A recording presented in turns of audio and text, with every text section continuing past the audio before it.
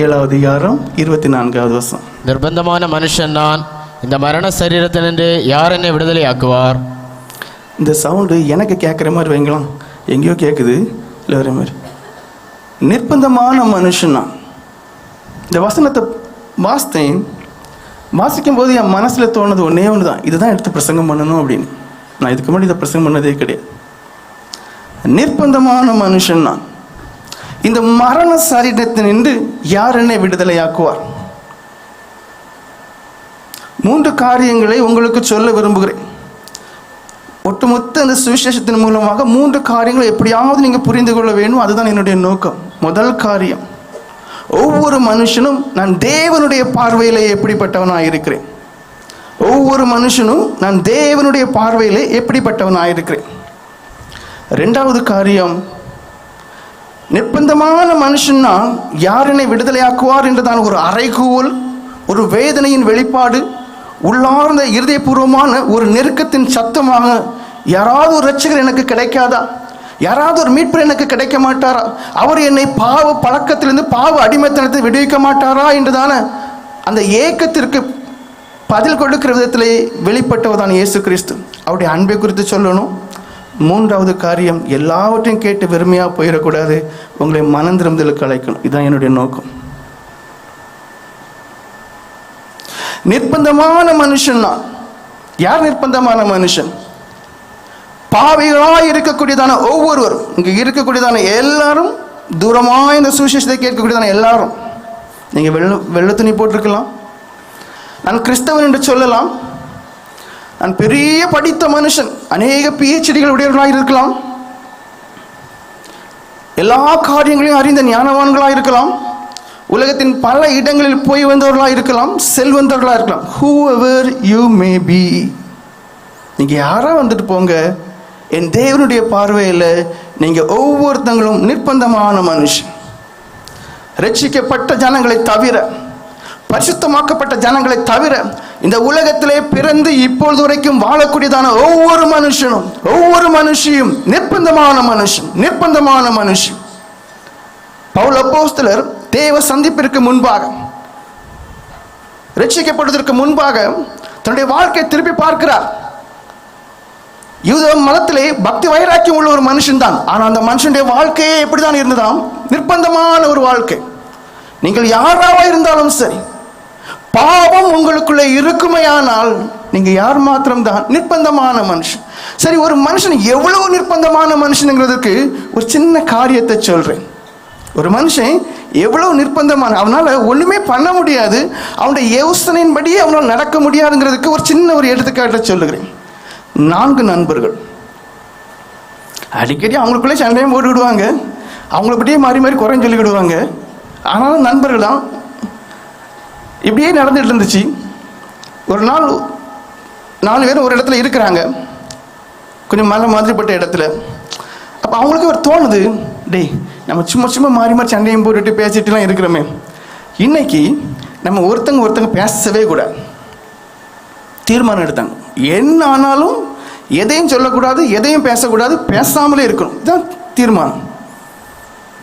ஒரு சாயங்காலம் 3 மணிக்கு நினைக்கணும் தீர்மானம் எடுக்கிறாங்க. 4 மணி ஆகுது, யாருமே பேசலை. 5 மணி ஆகுது, யாருமே பேசலை. 6 மணி ஆகுது, யாருமே பேசலை. அந்த 6, 5, 6, 10 ஆகும்போது தென்றல் காற்று அப்படியே அடிக்கும்போது ஒருத்தன் சொன்னான், என்ன அழகான தென்றல் காற்றுன்னா. இன்னொருத்தன் சொன்னான், டே மடையா, பேசக்கூடாதுன்னு தெரியாதுல்லடா. 3ஆவதுன்னு சொன்னான், இவனு 2 பேருமே பேசிட்டான். கடைசியில் உள்ளவன் சொன்னான், நான் மட்டும்தான் பேசலை. என்ன சொன்னா, நான் மட்டும்தான் பேசலை. ஆனால் அந்த மனுஷன் என்ன பண்ணிட்டான்? பேசிட்டான். ஒவ்வொரு வருஷமும் நியூ இயர் ஆகும்போது நிறைய தீர்மானங்கள் எடுப்போம், நிறைவேற்றுவது உண்டா? இருக்காது. நிர்பந்தமான மனுஷன். அடுத்ததுல என்ன சொல்லப்பட்டிருக்கு? இந்த மரண சரீரத்தினின்று யார் என்னை விடுதலையாக்குவார்? அதான் முக்கியமான காரியம். எதுக்கு நீங்க ரட்சிக்கப்படும்? எதுக்கு பாவம் இல்லாத ஒரு வாழ்க்கை வாழணும்? உண்மையான சந்தோஷம் பணத்தில் இல்லை. உண்மையான சந்தோஷம் பணத்தில் கிடையாது. உங்க முன்னாடி ஒருத்தன் பேசிட்டு இருக்கான்னு தெரியுமா? பணத்தை நெஞ்சில் வச்சுட்டு வீட்டில்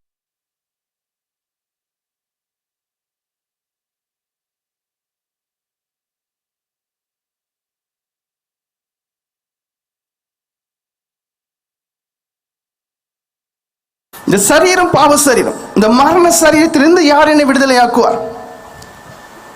ரட்சிப்பு விலையேற பெற்றது. அந்த ரட்சிப்பை நீங்கள் அடைய வேண்டும் என்பதற்காகவே சொல்லுகிறேன். நீங்கள் ஒவ்வொருவரும் நிர்பந்தமான மனுஷர்கள். ஏன் இந்த வார்த்தையை சொல்லுகிறேன்? மனுஷன் முதலில் தன்னை அறிந்து கொள்ள வேண்டும். பணம் இருக்கும்போது அதிலே திருப்தி ஆகிறார். பட்டம் படிப்பு இருக்கும்போது அதிலே திருப்தி அடைந்து கொள்கிறார்கள். உலகத்திலே அநேகருக்கு தெரியும் என்று பேரும் புகழும் அடையும் போது திருப்தி அடைந்து விடுகிறார்கள். உலகத்தில் அநேக நாடுகளுக்கு போகிறதுனால ஏதேனும் ஒரு விதத்தில் திருப்தி அடைந்து விடுகிறார்கள். ஆனால் நான் சொல்கிறேன், அந்த திருப்தியில் எதுவுமே நிலையானது கிடையாது. நீ சுமந்து தருகிறியே ஒரு சரீரம், அது பாவ சரீரம் என்று வேதம் சொல்லுகிறது. நீ சுமந்து தருகிறியே ஒரு சரீரம், அது மரண சரீரம் என்று சொல்லுகிறது. செய்ய வேண்டியது என்ன? அந்த பாவ சரீரத்திலிருந்து ஒவ்வொரு உறுப்பும் செய்யக்கூடியதான அந்த பாவ கிரியைகளிலிருந்து முதலில் நீர் விடுதலை பெற வேண்டும். உன் ஆவி சுயநலம் பிடித்தது, நான் நான் நான் நான் என்றுதான் ஆவி. அது சுயத்திலிருந்து விடுதலை பெற வேண்டும். இவைகள் இரண்டு நிமித்தம் ஆத்மா மரணத்துக்கு ஏற்ற நிலைமையில இருக்கு. அந்த ஆத்மா மரணத்தின் பிடியிலிருந்து விடுதலை பெற வேண்டும். அப்படியானால் இந்த சரீரம் விடுதலை பெற வேண்டும். மரண சரீரம், பாவ சரீரம், சரீரத்தின் சில உறுப்புகளையும் அதன் செயல்களையும் முதலில் சொல்லுகிறேன். எரேமியா தீர்க்கதரிசியின் புஸ்தகம் 17வது அதிகாரம் 9வது வசனம் சொல்லுகிறது, இருதயம் திருக்குள்ளது என்று. எல்லாவற்றை பார்க்கலாம் இருதயமே திருக்குள்ளதோ. உங்களுக்குள்ள இருக்கக்கூடியதான இருதயம் எப்படிப்பட்டதா இருக்கிறது? நீங்க சுமந்து தெரியுறீங்களே. ஏன் நாங்க பாக்கியசாலி என்று சொல்லுவோம் தெரியுமா? ஒண்ணுமே இல்லை, தரித்திரர்கள் தான். ஒன்றும் சொல்லதுக்கு இருக்காது. எல்லாம் அனுபவித்தாலும் எங்களுக்கு என்று பேர்ல ஒன்றும் இருக்காது. ஆனா ஒரு சந்தோஷம் இருக்கும். இந்த சரீரத்திலிருந்து விடுதலை பெற்றுட்டோம். அழைப்பு உங்களுக்கு எதுக்கு கொடுக்கிறோம்? இந்த சரீரத்திலிருந்து விடுதலை பெறணும். உள்ள ஒரு இருதயம் இருக்கு தெரியுமா? அது மகா திருக்குள்ளது. ஏன் இந்த தப்பு பண்றேன்னு சொல்லி அநேகரை கேட்டது உண்டு. திடீர்னு தோணுது பண்ணிட்டேன் ஐயா, திடீர்னு தோணிட்டு அடிச்சிட்டேன் ஐயா, திடீர்னு தோணிட்டு இப்படிலாம் பண்ணிட்டேன் ஐயா. அந்த இருதயம் எப்படிப்பட்டதா இருக்கு? திருக்குள்ளதா இருக்கு. ஒரு சின்ன பையனை கூட்டு வந்திருந்தாங்க. சின்ன பையனை கொஞ்சம் வளர்ந்துருப்பான். அவன் அடிக்கடி திருடுவான். வீட்டில் அடி நொறுக்கிட்டாங்க. அந்த அடி தாங்க முடியாம அவனும் என்ன பண்ணிட்டான், கையில் கற்பூரம் கொளுத்தி அவனுக்கு தெரிஞ்ச மாதிரி சத்தியம் மாட்டான், என்ன திருடவே மாட்டேன். திரும்ப 2 நாள் 3 நாள் திருடிட்டான். கூட்டு வந்தாங்க. நான் இப்போ கேட்டேன், வீட்டில் தாப்பனும் தாயும் போங்கயான்னு சொல்லிட்டு அவனை கூப்பிட்டு வச்சு கேட்டேன், டெப்பில் என்ற உண்மையை சொல்லி மறைக்காது, ஏம்மா நீ திருடுறானே. அப்போ அந்த பையன் என்ற சொன்னது, ஒரு பொருளை பார்க்கும்போது, ஒரு வீட்டுக்கு போகும்போது ஒரு பொருளை பார்க்கும்போது சுத்தி முத்தி என் கண்ணு பார்க்கும். எனக்குள்ள இருந்து எடு திருடு திருடுன்னு சொல்லாது, எடு எடு எடு. அதனால வரக்கூடிய அவமானங்கள், பிடிபட்ட அடி, இதெல்லாமே என் மண்டையில் வராது. எனக்கு அதை எடுத்தாதான் நிம்மதி. இருதயம் எப்படி இருக்கு? திருக்குள்ளதா இருக்கு. இருதயம் எப்படி இருக்கு? மகா கேடுள்ளதா இருக்கு. அது எல்லாத்துக்கும் மேலாக எங்கே இருக்கு சார்? நீட்டாக ட்ரெஸ் பண்ணியிருப்போம், நல்லா நீட்டாக கோட் ஷூட்டு போட்டிருப்போம், ஸ்ப்ரே அடிச்சிருப்போம், மேலே நல்லா விலை உயர்ந்த நகைகள் எல்லாம் போட்டிருப்போம். ஆனால் இதுக்கு உள்ளே இருக்கிறது அழுகக்கூடியதான கிரியைகளை செய்யக்கூடிய, உங்களை மாட்டி விடக்கூடியதான கிரியைகளை செய்யக்கூடியதான இருதயம், கெட்ட இருதயம் இருக்கு. நிர்பந்தமான மனுஷன் தான். அந்த இருதயம் விடுவிக்கப்படுகிற வரைக்கும் நீங்கள் நிர்பந்தமான மனுஷர்களே. மனுஷனுடைய இருதயம் மகா திருக்குள்ளதும் மகா கேடு உள்ளதும் இருக்கு. அந்த இருதயம் என்ன செய்தா? அதனுடைய யோசனைகள் மகா கொடிதான் இருக்கு. ஆதியாகமும் 6வது அதிகாரம் 5வது வசனம் சொல்லுகிறது, அவருடைய நினைவுகள் யோசனைகள் நித்தமும். அவன் இருதயத்தின் நினைவுகளின் தோற்றமெல்லாம் நித்தமும் பொல்லாதது என்றும் கர்த்தர் கண்டு. பாருங்க, நித்தமும் பொல்லாது என்று கண்டு இருக்கு. மனுஷனுடைய இருதயத்தின் தோற்றங்கள், அந்த இருதயம், அந்த நினைவுகள் நல்லா தான் இருக்காங்க. ஏன் தப்புன்னு கேட்டா அந்த நேரம் என்ன ஆச்சுன்னே எனக்கு தெரியல. காரணம் என்ன? ஒரு பெரிய வண்டியா இருந்தாலும் சரி, எதுவும் இருந்தாலும் சரி, ஸ்டீரிங் தான் என்ன ஆகும், கரெக்டாக ஒரு இடத்துக்கு கொண்டு வரதுக்கு வளைச்சி திருச்சி கொண்டு வேண்டியிருக்கு. இந்த இருதயம் கேட்டுள்ளதாக இருக்கும்போது என்ன ஆகுது? அநேகர்கிட்ட செத்த கிரியை ஒட்டிடும். ஏன்னா துர்மனசாட்சி அவங்களிடத்துல இருக்கும். அந்த துர்மனசாட்சி துர்சிந்தனைகள் வெளிப்படும். அந்த துர்சிந்தனை என்ன பண்ணுது? செத்த கிரியைகள் செய்ய வைக்கிறது, சில கெட்ட பழக்கங்களுக்கு அடிமையாக்கிறது. இருதயத்தின் நினைவுகள் அவைகள் நித்தமும் எப்பொழுதுமே எப்படி இருக்கு? கேடானதாக, மிகவும் சீர்கெட்டதாக இருக்குதுன்னு இருக்கு. அது எங்கே இருக்கு? உங்களுக்குள்ள இருக்கு. அப்போ முதல்ல எதுக்காக நீங்க பிரயாசப்படணும்? வேதத்தில் ஒரு வசனம் இருக்கு, இப்ப ஞாபகத்தை சொல்றேன். முதலாவது தேவனுடைய ராஜ்யத்தை தேடுங்கன்னு இருக்கு. அந்த வசனத்துக்கு என்னைக்காவது நீங்க கீழ்ப்படிஞ்சிருக்கிறீங்களா? கிடையாது. முதலாவது தேவனுடைய ராஜ்யத்தை தேடுங்க. அப்படின்னா அந்த ராஜ்யத்திற்கு போகக்கூடியதான பரிசுத்தத்தை அடைந்து கொள்ளுங்க இருக்கு. அந்த வசனத்துக்கு என்னைக்காவது நம்ம முக்கியத்துவம் கொடுத்துருக்கோமா? முதலாவது எதை தேடுவோம்? உங்களுக்கு தோணுன காரியத்தை தேடுவோம். காலைல எழும்பினோடனே யூடியூப் பார்க்கக்கூடிய ஜனங்களும் உண்டு. காலைல எழும்பினோடனே பல்வரைக்கும் விளக்காமல் டீ குடிக்கக்கூடிய ஜனங்கள் உண்டு. காலைல எழும்பினோடனே மாடு மாதிரி தனக்கு தோணுன வேலைக்கு போகிற ஜனங்கள் உண்டு. ஆனால் எத்தனை பேர் முதல்ல முதல்ல முதல்ல தேவனுக்கு முக்கியத்துவம் கொடுத்து, பரிசுத்தத்திற்கு முக்கியத்துவம் கொடுத்து, பாவமற்ற வாழ்க்கைக்கு முக்கியத்துவம் கொடுத்துருக்குறாங்க? இல்லை. காரணம் என்ன? செத்த கிரியைகள் அந்த இருதயத்தில் ஒட்டி ஒட்டியே எப்பவும் இருக்கு. அவைகள் ஒருபோதும் நல்ல கிரியைகளை செய்ய வைக்கவே செய்யாது. இருதயம் திருக்குள்ளது, அதன் யோசனைகள் மகா கேடு நிறைந்ததா இருக்கு. அடுத்தது கண்களை பற்றி எசேக்கியேல் தீர்க்கதரிசன புஸ்தகம் 20 அதிகாரம் 7வது வசனம் சொல்லுது, அருவருப்பை பார்க்கும் கண்கள் என்று. உங்களில் அவரவர் தங்கள் கண்களினால் நோக்கின அருவருப்புகளை தள்ளிவிட்டு பாருங்க, நீங்க சுமக்கக்கூடியதான கண்கள். அதான் நான் எப்பவுமே சொல்லுவேன், நாங்க தான் பாக்கியசாலி. யாரெல்லாம் விடுவிக்கப்பட்டிருக்கிறாங்களோ, யாரெல்லாம் இயேசுவின் இரத்தத்தினால கழுவப்பட்டிருக்கிறாங்களோ, யாரெல்லாம் தேவனாலே விடுவிக்கப்பட்டிருக்கிறோம், அவன் தான் பாக்கியசாலி இந்த உலகத்துல. ஒருவேளை நடந்து தெரியவர்களா இருக்கலாம், உங்க பார்வை பரதேசிகளா இருக்கலாம். ஆனா நாங்கள் அனுபவிக்கக்கூடியதான விடுதலை விலையேறப்பட்டது. வேதம் சொல்லுது, உன் கண்கள் நேராய் பார்க்க கிடையாது. இப்ப யாருக்கு கண்ணு நேரம் பார்க்குது? ஆம்பளைனா ஒரு பொம்பளை போனா அது டக்குனு பார்க்குது, கண்ட்ரோல் இல்லை. பைக்கில் போனாலும் சரி, காரில் போனாலும் சரி, மொட்டை மாடில் இருந்தாலும் சரி, எங்க இருந்தாலும் சரி. பொம்பளைனா ஒரு ஆம்பளை போனா டக்குனு பார்க்கும். அருவருப்பானதை பார்க்கக்கூடிய கண்களா இருக்கு. சுமந்துட்டே இருக்கிறீங்க. பிள்ளைங்க என்ன சொல்லும், ஏமா பாடம் தான் படிக்கிறேம்மா, யூடியூப்ல இல்லை வாட்ஸ்அப்பில் வருதுமா, அம்மா போகும்போது வரும்போது மட்டும்தான் அந்த ஸ்க்ரீனில் இருக்கும். மீதி எல்லாம் என்ன, எல்லா அருவருப்பும் பார்க்கும். பிள்ளைய கூப்பிட்டு வருவாங்க. என் பிள்ளைக்கு மண்டையில் படிப்பே ஏறல, அதுக்கு முன்னாடி என்ன ஏறிச்சுன்னு முதல்ல கேளுங்க. எனக்கு ஏதாவது ஒன்று தானே ஏறும், ஏறினது வேற அருவருப்பான உடையவர் தேவன். அவரை போல தேவன் பரிசுத்தர், நீங்கள் உங்கள் நடக்கைகள் எல்லாம் அவரை போல பரிசுத்தமாயிருங்க என்று சொல்லப்பட்டிருக்கு. இந்த கண்களில் பரிசுத்தம் வேணும் இருக்கா? இல்லை. நிர்பந்தமான மனுஷன், நீங்க யாரு? விடுவிக்கப்படாத பாவியா ஒரு மனுஷன் நிர்பந்தமான மனுஷன். ஏன்? சுமந்து தெரியக்கூடியதான கண்ணுக்கு கண்ட்ரோல் இல்லை, அதுல அமைதியே இருக்காது. அங்க பார்க்கும், இங்க பார்க்கும், அப்படி பார்க்கும், இப்படி பார்க்கும், ஒரு திருப்தியே இருக்கு. வேதம் தெளிவா சொல்லு, கண் பார்க்கறதுனால ஒருபோதும் திருப்தி அடைய போறதே கிடையாது. அதை அறிஞ்சு என்ன, இரவும் பகலும் பார்த்து இப்ப நிறைய இருக்கு, கண் பார்வையே குறைஞ்சு போச்சு. போட்டிருக்கலாம் தோசைகள் கண்ணாடிகள் இந்த வண்ணத்தில் இருக்கும் எல்லாம். இப்போ சின்ன வயசுலேயே, காரணம் என்ன, சின்ன வயசுலேயே புள்ள சாப்பிடணும்னா செல்ல கொடுக்குது. அது பார்த்து பார்த்து பார்த்து சின்ன வயசுல என்ன ஆகுது, கண்ணில் கண்ணாடி போட நிலமாகி போச்சு, கெட்டு போச்சு. மத்தேயு 5வது அதிகாரம் 28வது வசனம் சொல்லுது, இச்சையோடு நீங்க பார்க்கக்கூடாது என்று வேதம் சொல்லுது. எந்த ஒரு ஆணானாலும் சரி இச்சையோடு பார்க்கக்கூடாது பெண்ணை. நான் உங்களுக்கு சொல்லுகிறேன், ஒரு ஸ்திரியை இச்சையோடு பார்க்கிறவன் தன் இருதயத்தில் அவளோட விபச்சாரம் செய்தாயிற்று.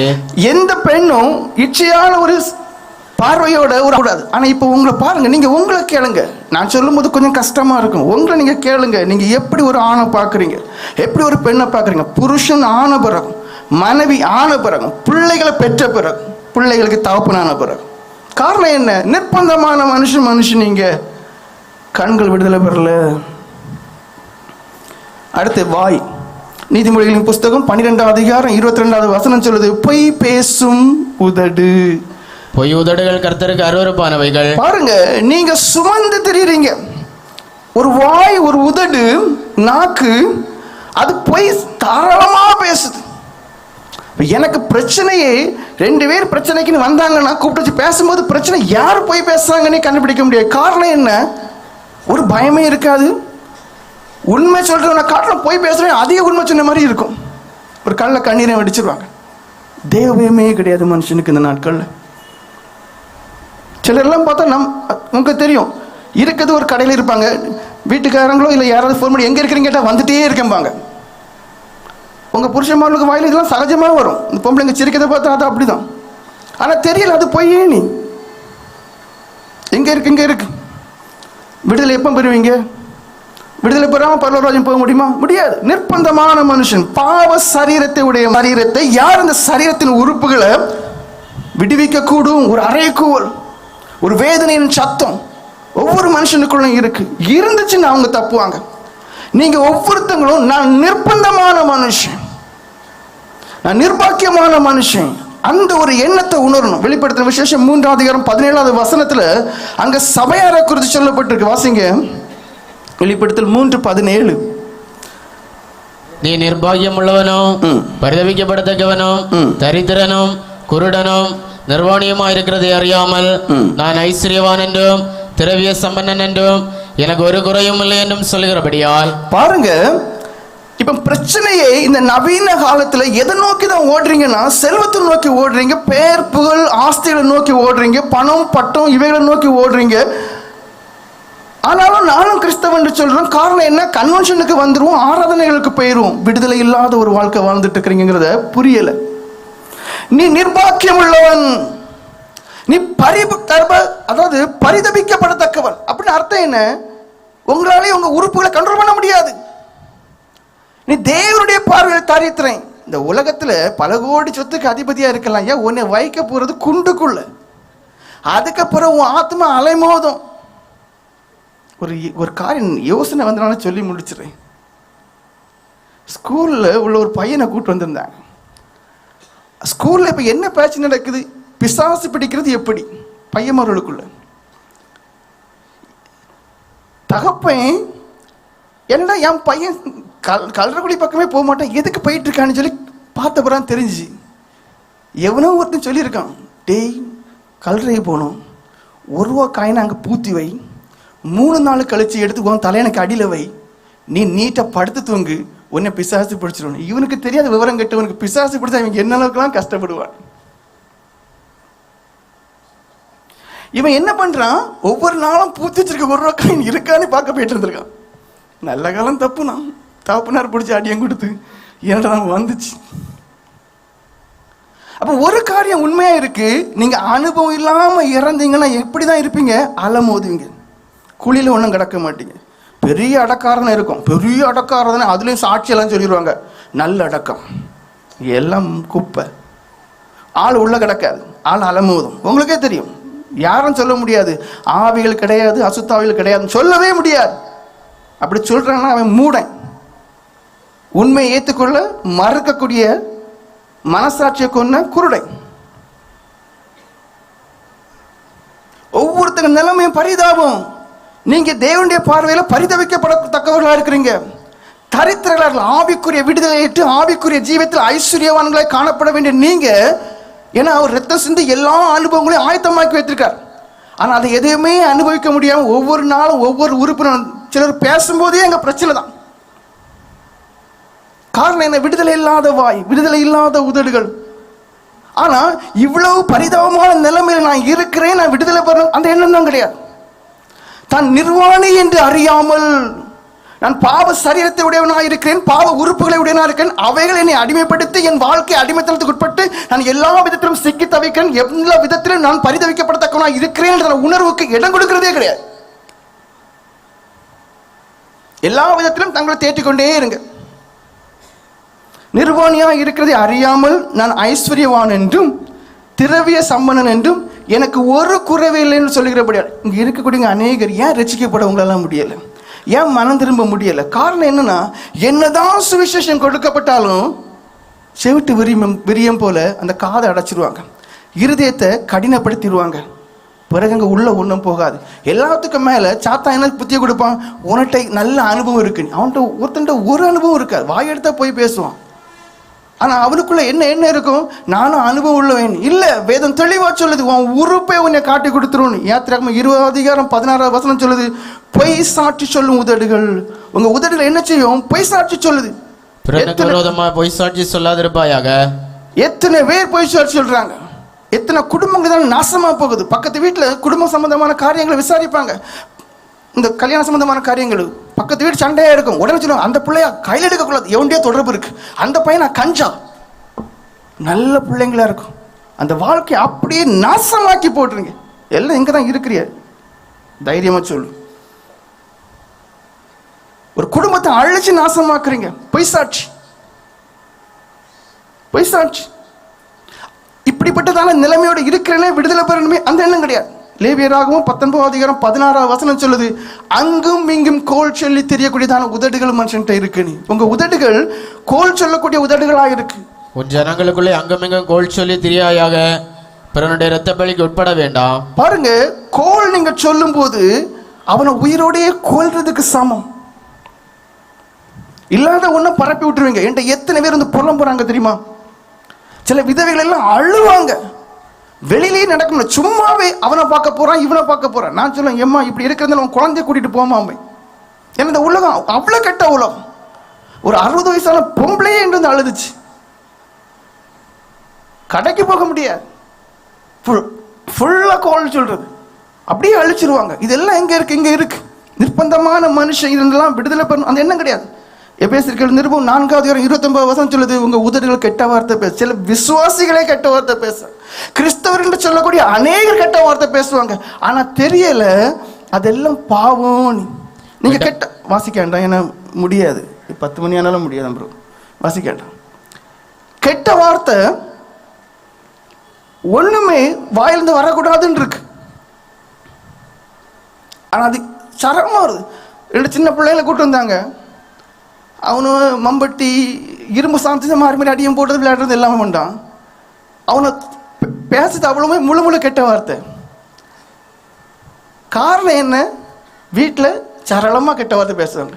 இது அதை கேட்டு கேட்டு கேட்டு இதுக்கு அர்த்தம் என்னன்னே தெரியாம அது அதான் பேசுது. தாயின் தகப்பன் புத்தி கிடையாது. நீ ஒரு கிறிஸ்தவன், நீ தேவனை ஆராதிக்கிற ஒரு மனுஷன், விசுவாசி இல்லையோ, ஆனா உன் நாவல தான் நீ ஸ்தோத்திரிக்க ஆண்டோட்ட விண்ணப்பங்களை பண்ற. அதுல எப்படி கெட்ட வார்த்தை வரலாம்?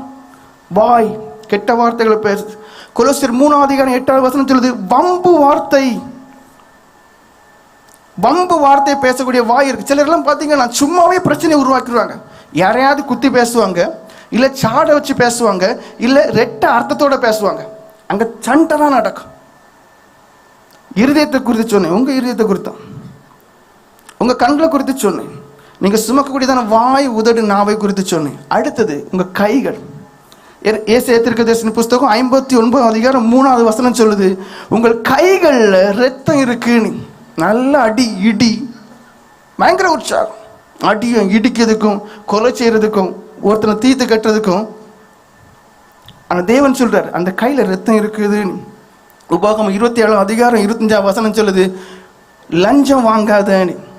நேற்றைக்கு சந்திப்புக்கு எதர்ச்சியாக நான் மத்தியானம் முடிஞ்சு போகக்கூடிய அந்த தருணத்தில் பார்த்தீங்கன்னா, திருநெல்வேலியிலேருந்து ஒரு மேனேஜரும், அதாவது பக்கத்தில் உள்ள ஒருத்தங்களுக்கு லோனு கொடுக்கறதுக்காண்டி அவர் 4 டிஸ்ட்ரிக்ட்டுக்கு மேனேஜர்.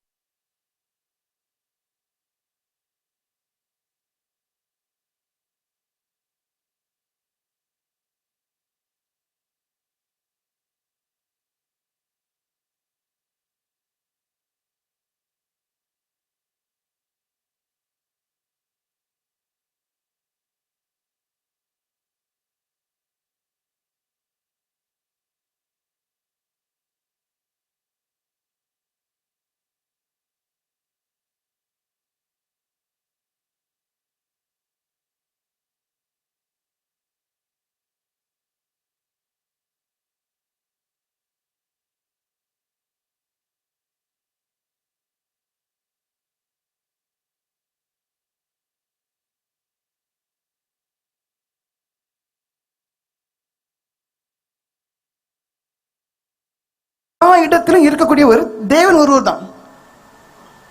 ஒரு புனிதராலோ இல்லைன்னா ஒரு தாயாகவோ, இயேசுவின் தாயா இருக்கக்கூடியவங்க யாரானாலும் எல்லா இடத்துலையும் இருக்க முடியாது. அப்போ எப்படி உங்க ஜெபத்தை கேட்பாங்க? 2வது காரியம், இறந்த பிறகு அவங்க பரதீசில் இருக்கலாம், ஆனா உங்க ஜெபத்தை கேட்கறது வேதத்துல ஒரே ஒரு ஆளு தான், நமக்கும் அவருக்கும் மத்தியஸ்தர் இயேசு கிறிஸ்து மட்டும்தான். நீங்க அவரை ஏத்துக்கிடுங்க சொல்லிவிட்டேன். நான் இந்த லஞ்சத்தை குறித்து சொன்ன பிறகு தலையில கை வச்சு ஜெபம் பண்றேன். அந்த மனுஷன் கண்கள் இருந்து அந்த 4 டிஸ்ட்ரிக்டும் ஹெட் ஆகல மனுஷன்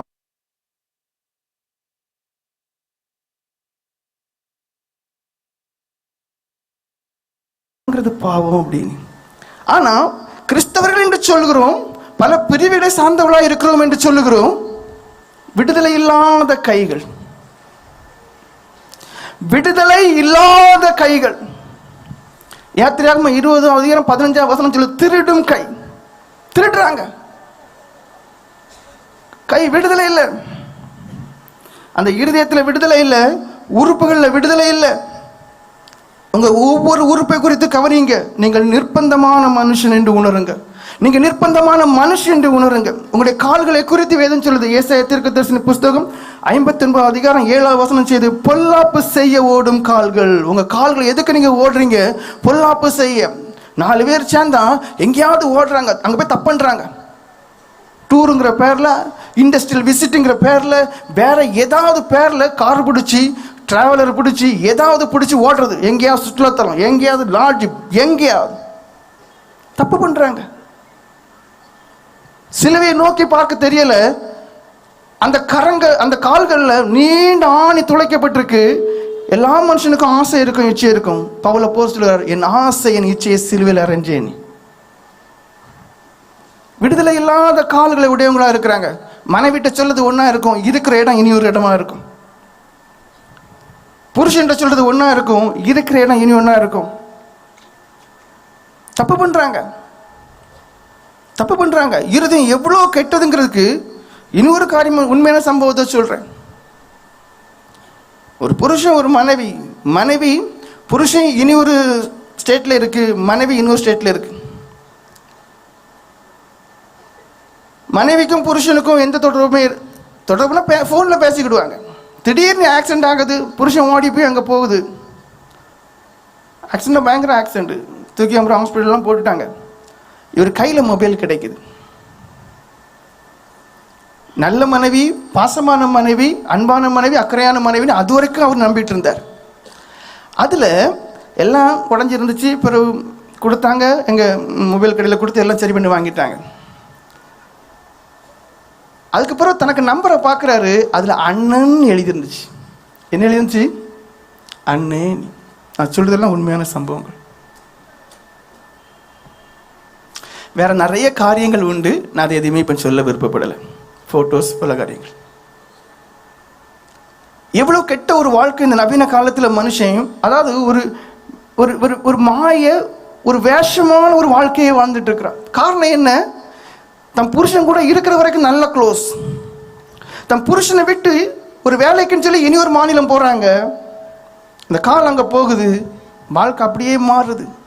எவ்வளோ நிர்பந்தமான ஒரு வாழ்க்கை, எவ்வளோ பரிதாபத்தக்கதான ஒரு வாழ்க்கை. காரணம் என்ன? அந்த மனுஷனுடைய ஒவ்வொரு உறுப்பும் பாவமாக இருக்கு. அதுல இன்னும் விடுதலை பெறல.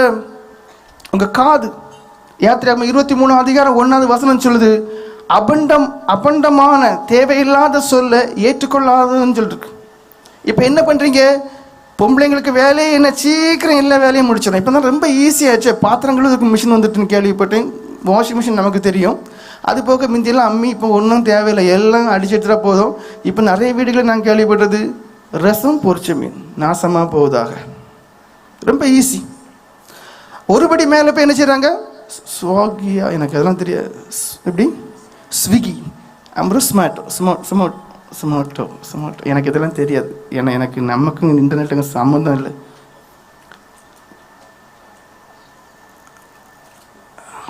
தட்டினா போதும், வீட்டில் வந்து நிற்கும், நாசமாக போகிறதுக்கு.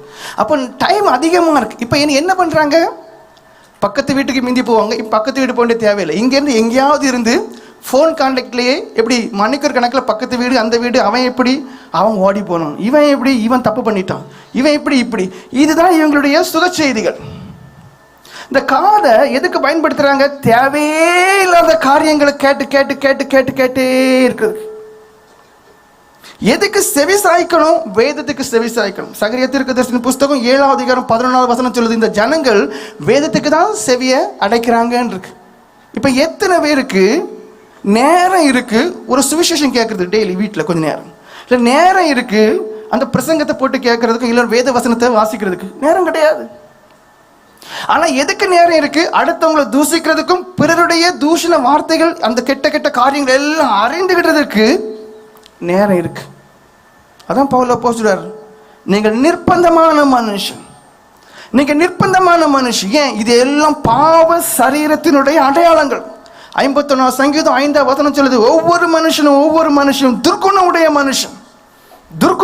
மனுஷன், பொறாமை, கசப்பு, வாசி, வைராக்கியம், அசுத்தமான காரியங்கள் இவைகள் உடைய ஒரு மனுஷன். அதனாலே அவனுடைய மாம்சத்தின் கிரியைகள் எப்படி இருக்கு? கலாத்தியர்கள் நிருபம் 5ஆம் அதிகாரம் 19-21 வரைக்கும். இது மட்டும் மாஸ்டருங்க, கலாத்தியர் 5:19-21 இருக்கு. இவ்வளவு காரியம் நான் சொன்னேன். எப்படி? நிர்பந்தமான மனுஷன். மாம்சத்தின் வேதம் கிரியைகள் சொல்லுது அந்த மனுஷனுக்கு ஒரு சரீரம் இருக்கு, அது பாவ சரீரம். வேதம் சொல்லுகிறது ஒரு மனுஷனுக்கு ஒரு சரீரம் இருக்கு, அது மரண சரீரம். என்ன? பாவத்தின் சம்பளம் மரணம். பாவத்தை விளைவிக்கக்கூடியதான உறுப்புகளை உடைய மனுஷனா இருக்கிறான். அந்த உறுப்புகளின் கிரியைகள் பாவமாக இருக்கிறதுனாலே பாவத்திற்கு ஒரு சம்பளம் இருக்கு, மரணம். அவன் என்ன செய்யறது?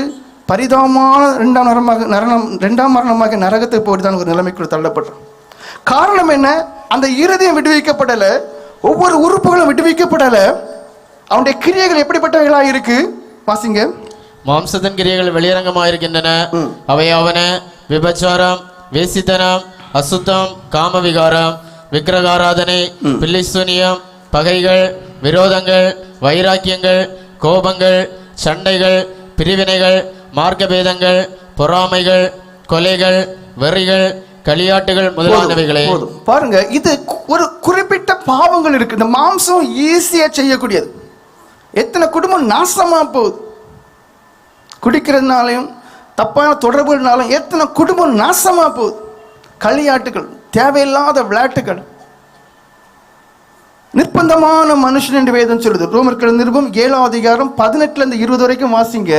அங்க அழகா சொல்லப்பட்டிருக்குன்னா, நல்லா இருக்கதாயா விரும்புறேன், ஆனா நன்மை எனக்குள்ள வாசமா இல்லை.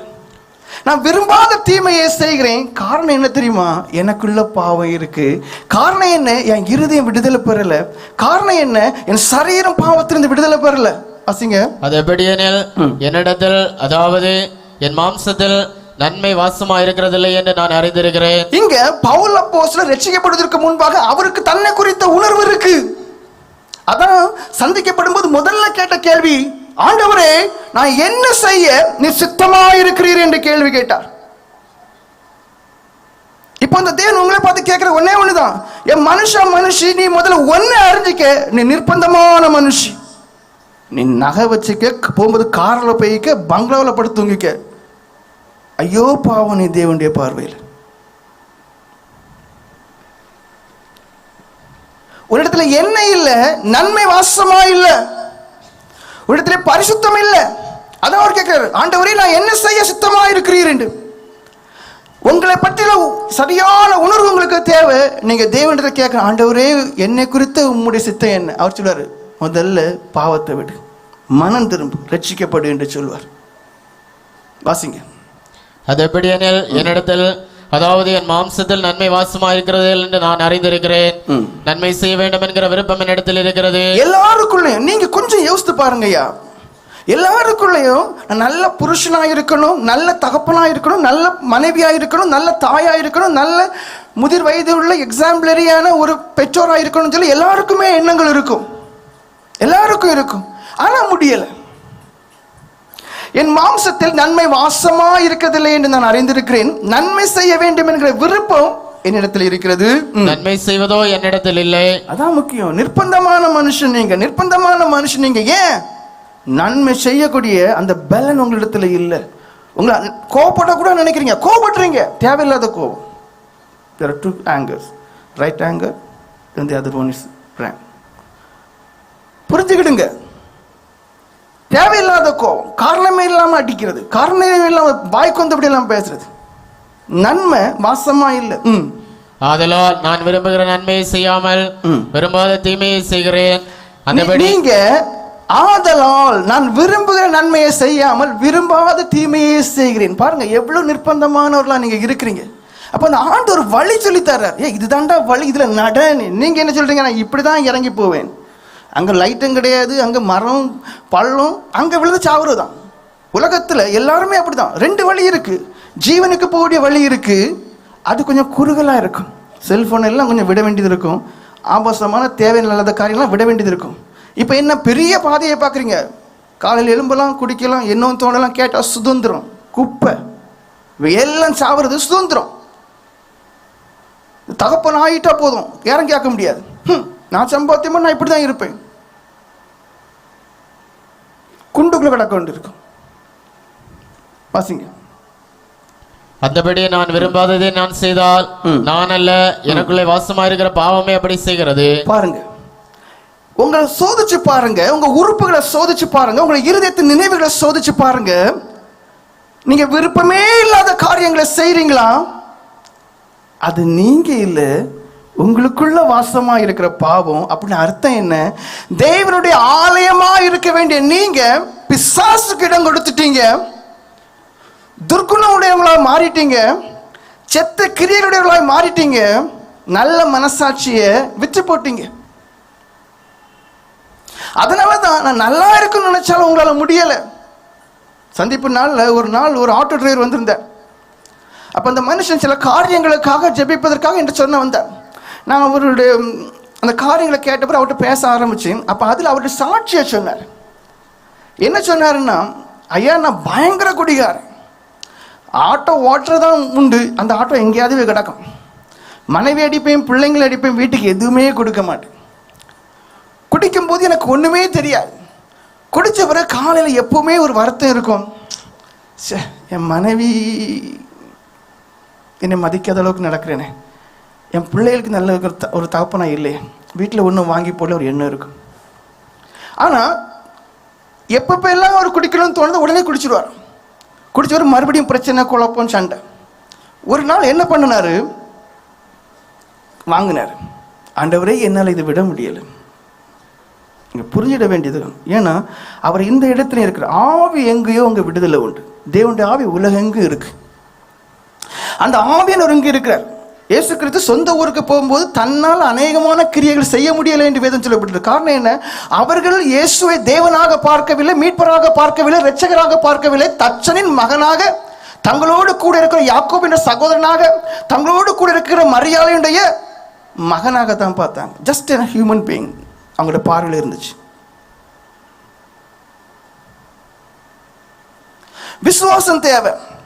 நீங்க விசுவாசத்தோடு ஆண்டவர்கிட்ட கேட்டு பாருங்க, விடுதலை உண்டு. இந்த மனுஷன் என்ன பண்ணாரு, கையில வச்சுட்டு ஆண்டவரே என்னால் இருந்து விடுதலை பெற முடியலன்னு சொல்லி இயேசுவை நோக்கி நான் ஒரு கூக்குறேன். அதான் யார் என்னை விடுவிக்க கூடும் இருக்கு. இந்த மரண சரீரத்தில் இருந்து யார் என்னை விடுவிக்க கூடும்? எல்லாருக்குள்ளேயும் ஒரு துக்கம் இருக்கு, ஒரு அழுகை இருக்கு, ஒரு ஏக்கம் இருக்கு. யாராவது என்னை பாவ பழக்கத்தை விடுவிக்க மாட்டாங்களா? நான் ரீசெண்டாக தூரமான ஒரு யாத்திரை போயிருந்தேன். அங்கே அந்த தாயார் சொன்னது, நான் 2 வருஷமா நான் இந்த யூடியூப் இந்த மாதிரி இந்த சோசியல் மீடியா அடியப்பட்டிருக்கிறேன். நான் சொன்னேன், விசுவாசம் இருந்து ஜெபம் பண்ணீங்கன்னா உடனே மாறும். காரணம் என்ன? இந்த குடிகார மனுஷன் என்ன பண்ணுச்சு, இயேசு வானத்தை பார்த்து இயேசுவே என்னை விடுவியோன்னு சொல்லிட்டு அந்த மனுஷன் அதில் சரிஞ்சதானா. அடுத்த நாளிலிருந்து அது வரைக்கும் குடிக்கணும் குடிக்கணும், வேற மனையை பற்றி சிந்தனை இருக்காது, பிள்ளைகளை பற்றி சிந்தனை இருக்காது, வேற எந்த சிந்தனையும் இருக்காது. அப்படிப்பட்ட மனுஷனுக்கு அடுத்த நாள்ல இருந்து நீ ஏன் குடிக்க ஒரு கேள்வி எழும்ப ஆரம்பிச்சது. நீ ஏன் குடிக்க? உன் சரீரத்தை ஏன் கெடுத்துக்கிட்டு? அதுக்கு பிறகு என்ன செய்தாராம், ஃப்ரெண்ட்ஸை விட்டார். கொஞ்ச நாளத்தை அந்த பக்கம் போறதை விட்டார். எங்க குடிக்குடி அந்த இடங்கள். பிறகு அந்த எண்ணமே எனக்குள்ள இல்ல, அற்புதமா என்ன தேவன் விடுவித்தார் என்று சொன்னார். அல்லேலூயா ஸ்தோத்திரம், அல்லேலூயா ஸ்தோத்திரம்.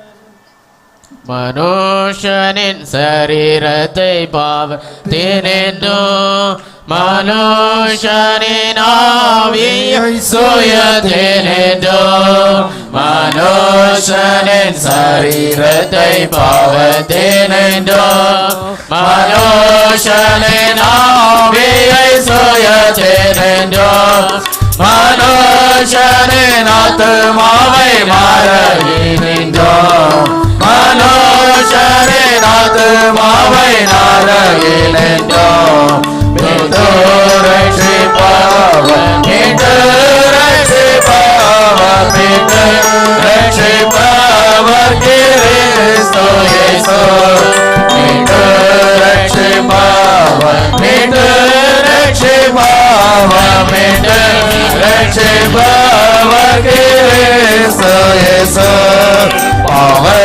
சாபம் போக்கி நம்மை ரட்சிப்பவர்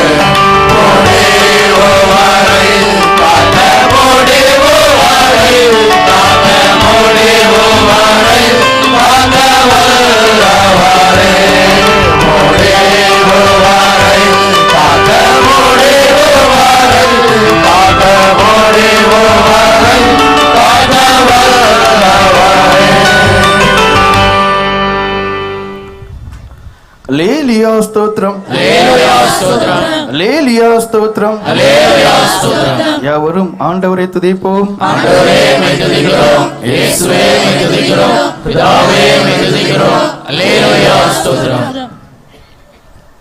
ஒவ்வொரு மனுஷனும் உங்க நிலைமை புரிஞ்சுக்கிடுங்க. நீங்க எவ்வளவு நிர்பந்தமான நிலைமையில இருக்கிறீங்க. 51 சங்கீதம் 1வது வசனத்தில் நீங்க வாசிப்பீர்கள். தாவீது ராஜா ஆண்டவர் நோக்கி கெஞ்சிறார், தேவனே எனக்கு இறங்கும் என்று. ஏன் தப்பு பண்ற மனுஷன், என் இருதயத்துக்கு ஏற்றவன் என்று சாட்சி கொடுக்கப்பட்டதான அந்த மனுஷன் ஒரு ஸ்திரீய இச்சையோட பார்த்துட்டான். தனக்கு அதிகாரம் இருக்கு, தான் ராஜா, எதையும் செய்யலாம். மிருகத்தனம் உள்ள வந்துட்டு, அதான் இருதயம் திருக்குள்ளது, கேடு உள்ளது. எவ்வளவு நிர்பந்தமான மனுஷன் பாருங்க.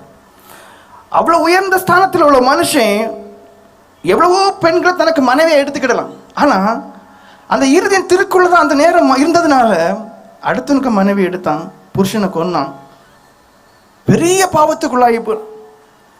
பிறகு என்ன, ஒரு இரட்சகர் எனக்கு தேவை என்று உணர்ந்த பிறகு ஆண்டவரே எனக்கு இறங்கும். அந்த மனுஷன் கெஞ்சினான் பாருங்க, கதறினான் பாருங்க. நித்தமும் கதறதுனால என் எலும்பு உலர்ந்து போயிட்டு இருக்கு. படுக்கையில தலையினை என் கண்ணீரினால் நனைத்தேன் என்று இருக்கு. கதறினார். எதுக்கு? விடுதலை வேணும். ஏன்னா அந்த மனுஷன் புரிஞ்சுக்கிட்டார், ராஜாவா இருக்கிற ஒரு மேன்மை இல்ல. சவுலும் ராஜாவா இருந்துச்சு, பிசாசு உள்ள போச்சு, நிம்மதி இல்லாம சமாதானம் கேட்டு பிடிச்சிச்சு. அதனால இந்த மனுஷனுக்கு தெரியும், நான் ராஜாவா இருந்து ஒரு புண்ணியம் இல்லை, இந்த நாட்டின் அதிபதியா இருந்து ஒரு புண்ணியம் இல்லை, மாநிலத்தின் அதிபதியா இருந்து ஒரு புண்ணியம் இல்லை. இந்த உலகத்தார் உங்களை பார்த்து வியக்கத்தக்கதான மேன்மையான எதுவுமே தேவனுடைய பார்வையிலே மேன்மையே கிடையாது. பாவம் இல்லாத மனுஷன், தேவ பக்திக்குரிய மனுஷன், ஆவிக்குரிய வாழ்க்கை வாழக்கூடிய மனுஷன், பரலோக ராஜ்யத்தை தன் சொந்த நாடாக எண்ணி விசுவாச வாழ்க்கை வாழக்கூடிய மனுஷன், அவன் தான் பாக்கியவான். தாவீது ராஜா கெஞ்சுகிறார், ஆண்டவரே எனக்கு இறங்கும். ஒரு இரட்சகருக்காக, விடுதலைக்காக கெஞ்சுகிறார். லூக்கா எழுதின சுவிசேஷம் 18ஆம் அதிகாரம் 13ஆம் வசனம். அங்க ஆயக்காரனை பார்ப்பினார், ஒரு விடுதலைக்காக கெஞ்சுறான். என்ன செய்றான்? மார்பிள் அடித்தான் என்று இருக்கு. மார்பிள் அடித்து, பாவியா என் மீது இரக்கமாயிரும். ஏன்னா அந்த மனுஷனுக்கு தெரியுது, விடுதலை தான் முக்கியம், பணம் இல்லை. இப்ப எதை நோக்கி ஓடுறீங்க? பணம் பணம் பணம். நகைக்கு ரேட் ரொம்ப கூடுதான். அப்பதான் நீங்க என்ன பண்ண போறீங்க? அது நகை கொஞ்சம் சேர்த்து வைக்கலான்னு நினைக்கேன். சீக்கிரம் சாவுங்க. சாகும்போது உங்க பெட்டியை தங்கத்தால மாத்திரலாம்.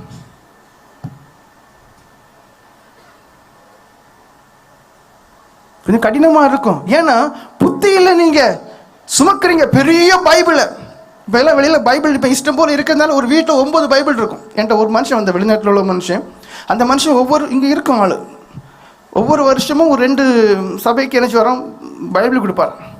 இந்த இடத்துல என்கிட்ட வந்தார், நான் பைபிள் கொடுக்கணும்னு நினைக்கிறேன், அது சில சபைகள் வச்சுருக்கேன். நான் சொன்னேன், எதுக்கியா பைபிள் கொடுக்க போகிறீங்க? இந்த பைபிளை 9க்கு 10 வீட்டில் வச்சுருப்பாங்க. இல்லாத யாராவது உண்டு, நான் பார்த்து கொடுங்க. ஆனால் சபைக்கு வரக்கூடிய ஜனங்களுக்கு பைபிள் கொடுக்காதுங்க, ஏன்னா தாராளமாக இருக்குது, திறக்க தான் மாட்டேங்கிறாங்க. ஏன்னா அந்த பைபிள் வேத வசனம் சொல்லுது, முதலாவது தேவனுடைய ராஜ்யத்தை தேடுங்க. இவங்களுக்கு தெரியும், ஐயோ நான் பாவம் செய்துட்டேன், எனக்கு விடுதலை வேணும். தாவீது ராஜா அழுதார், திரும்பவும் இழந்த எல்லாத்தையும் சொந்தமாக்கி கொண்டார். ஆயக்காரனை பாருங்க, அந்த மனுஷன் தன் நிர்பந்தமான நிலையை உணர்ந்த உடனே தன் மார்பில் அடித்துக் கொண்டான். தன் கண்களை வானத்துக்கு நேராக ஏறெடுக்க அந்த மனுஷன் தயங்கினான். அவர் வானத்தில் இருக்கிறார், பரலோகத்தில் இருக்கிறார், உன்னதத்தில் இருக்கிறார். நான் துஷ்ட மனுஷன், அசுத்த மனுஷன், பாவக்கிரியை செய்த மனுஷன், நான் எப்படி அவரை உற்று பார்க்க முடியும்? தலையை தொங்க போட்டான், அழுதான், கண்ணீர் வடித்தான். ஆண்டவரே என்னை விடுவீம் என்று சொன்னான். வேதம் சொல்லுது, அவன் நீதிமானாய் போனான். நான் அதான் எதிர்பார்க்கிறேன். நீங்க வந்திருக்கிறீங்கல்ல இவ்வளவு ஜனங்கள், சுவிசேஷம் கேட்க பரவாயில்ல, அதெல்லாம் எங்களுக்கு தேவையே கிடையாது. இந்த இடத்தை தாண்டி போகும்போது புது மனுஷனா போங்க. ஆயக்காரனை போல தேவன் சாட்சி கொடுக்கத்தக்கவாறு நீதிமானாக, நீதிமாட்டியாக போங்க. இனி உங்களுடைய சரீரத்தின் உறுப்புகள் பாவம் செய்யக்கூடாது. அதுக்கு தேவையானது என்ன? நிர்பந்தமான நிலையை உணர்ந்து கதறணும். மத்திய எழுதின சுவிசேஷம் 14ஆம் அதிகாரம் 30ஆம் வசனத்தில் பேதுரு அப்போஸ்தலர், அது வரைக்கும் மனுஷன் கடல் நடந்து போயிட்டு இருந்தார். புயலை பார்த்த உடனே இயேசுவை மறந்துட்டார். இயேசுவை மறந்த உடனே விசுவாசம் காத்தோட போச்சு, மனுஷன் முழுக ஆரம்பிச்சிட்டார். தேவனே, ஆண்டவரே, என்னை ரட்சியும் என்று கூப்பிட்டான். அந்த கூப்பிட்டதான் இப்போ உங்களுக்கு தேவை. என் இருதயம் கெட்ட இருதயம். வெக்கப்படாதுங்க. எதுக்கு ஏன் வெக்கம்? செத்த பிறகு என்ன சொல்றாங்க, இவன் அங்க பிடிச்சி வச்சிருக்கான், இந்த பொம்பளை அங்க பிடிச்சிருக்கு. அதுக்கு முன்னாடி பெரிய ஆசிரியையா இருக்கும், பெரிய இடத்துல பொசிஷனா இருக்கும். இவன் பிடிச்சிருக்கிறது மகனை. ஹலோ, அப்போ பிறகு உங்க பேர் நாற்றப்படுறதுக்கு அதுக்கு முன்னாடி என்ன பண்ணுங்க, வெட்கப்படாம அந்த தேவனிடத்துல பாவங்களை அறிக்கை பண்ணுங்க. தேவனே நிரட்சியம் என்று கெஞ்சி நான் கூப்பிட்டான், விடுதலை சொந்தமாக்கி கொண்டான். லூக்கா எழுதின சுவிசேஷம் 23 அதிகாரம் 42 வசனம் சொல்லுது, சிலுவையில வலதுபுற கள்ளன் பரலோக ராஜ்யத்திற்கு நீர் போகும்போது, அந்த பரதீசுக்கு நீர் போகும்போது என்ன நினைத்தருளும் என்று. நிர்பந்தமான நிலையை நீங்க உணரல, அதனாலதான் உங்களுக்கு கண்ணீரோடு ஜெபிக்க முடியல. நிர்பந்தமான நிலையை உங்க இருதயம் உணரல. இன்னும் அந்த ரெவலேஷன்ல சொன்ன, வெளிப்படுத்தல சொன்ன போல நிர்பந்தமான நிலையில இருந்த பிறகும் இல்லை எனக்கு ஒரு குறைவும் இல்லைன்னு நீங்க சொல்றீங்க. இங்கதான் பிரச்சனை. அதனாலதான் ஜெபம் பண்ணும்போது ஜெபம் பண்ண முடியல. கண்ணை திறந்து பார்க்கிறோம், ஆண்டவரே கூப்பிட முடியல. உணருங்க, நீங்க ஒவ்வொருத்தவங்களும் நிர்பந்தமான மனுஷன். நீங்க ஒவ்வொருத்தரும் நிர்பந்தமான மனுஷி, பாவ சரீரத்தை உடையதானவர்கள்.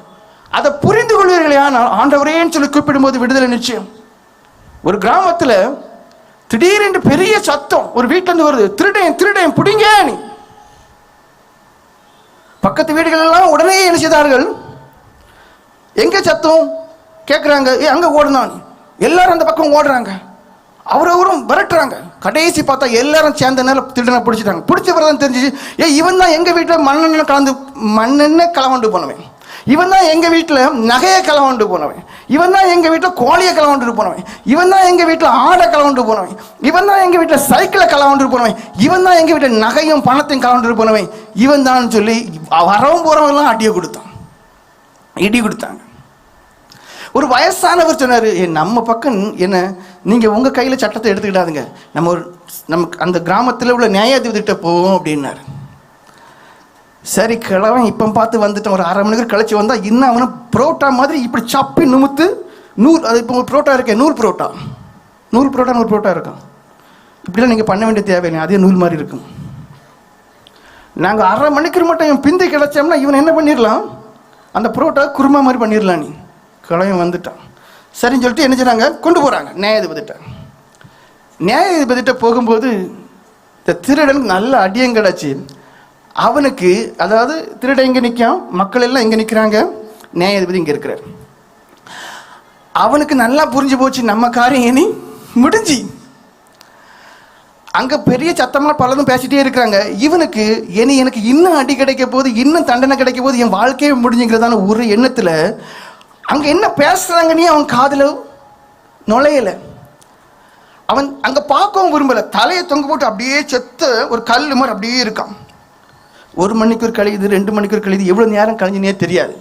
ரொம்ப நேரம் கழிஞ்ச பிறகு அந்த நியாயாதிபதி அந்த நபரை பார்த்து சொல்கிறான், டேய் இந்த தலையை தூக்கு, என்னை பாரு நீ. அப்போ திருடன் பார்க்கும்போது அவனுக்கு பயங்கர சர்ப்ரைஸ். ஏன்னா அங்கே ஒருத்தரும் கிடையாது, எல்லாரும் போயிட்டாங்க. அப்போ அந்த நியாயாதிபதி சொன்னாரு, என்ன பாரு, நீ இந்த கிராமத்துக்குள்ள தைரியமா போகலாம், உன்னை யாரும் திருடுன்னு சொல்ல மாட்டாங்க, ஆனா என்னை திருடக்கூடாதுன்னு. இவனுக்கு வடக்கையும் புரியல, தெற்கையும் புரியல, தலையும் புரியல, வாலம் புரியல. இவன் கேட்டான், அது எப்படி? அப்போ வந்து அந்த நியாயாதிபதி சொன்னாரு, என் கடைசி காலத்துக்குன்னு சொல்லி சில லட்சங்களை சேர்த்து வச்சேன்.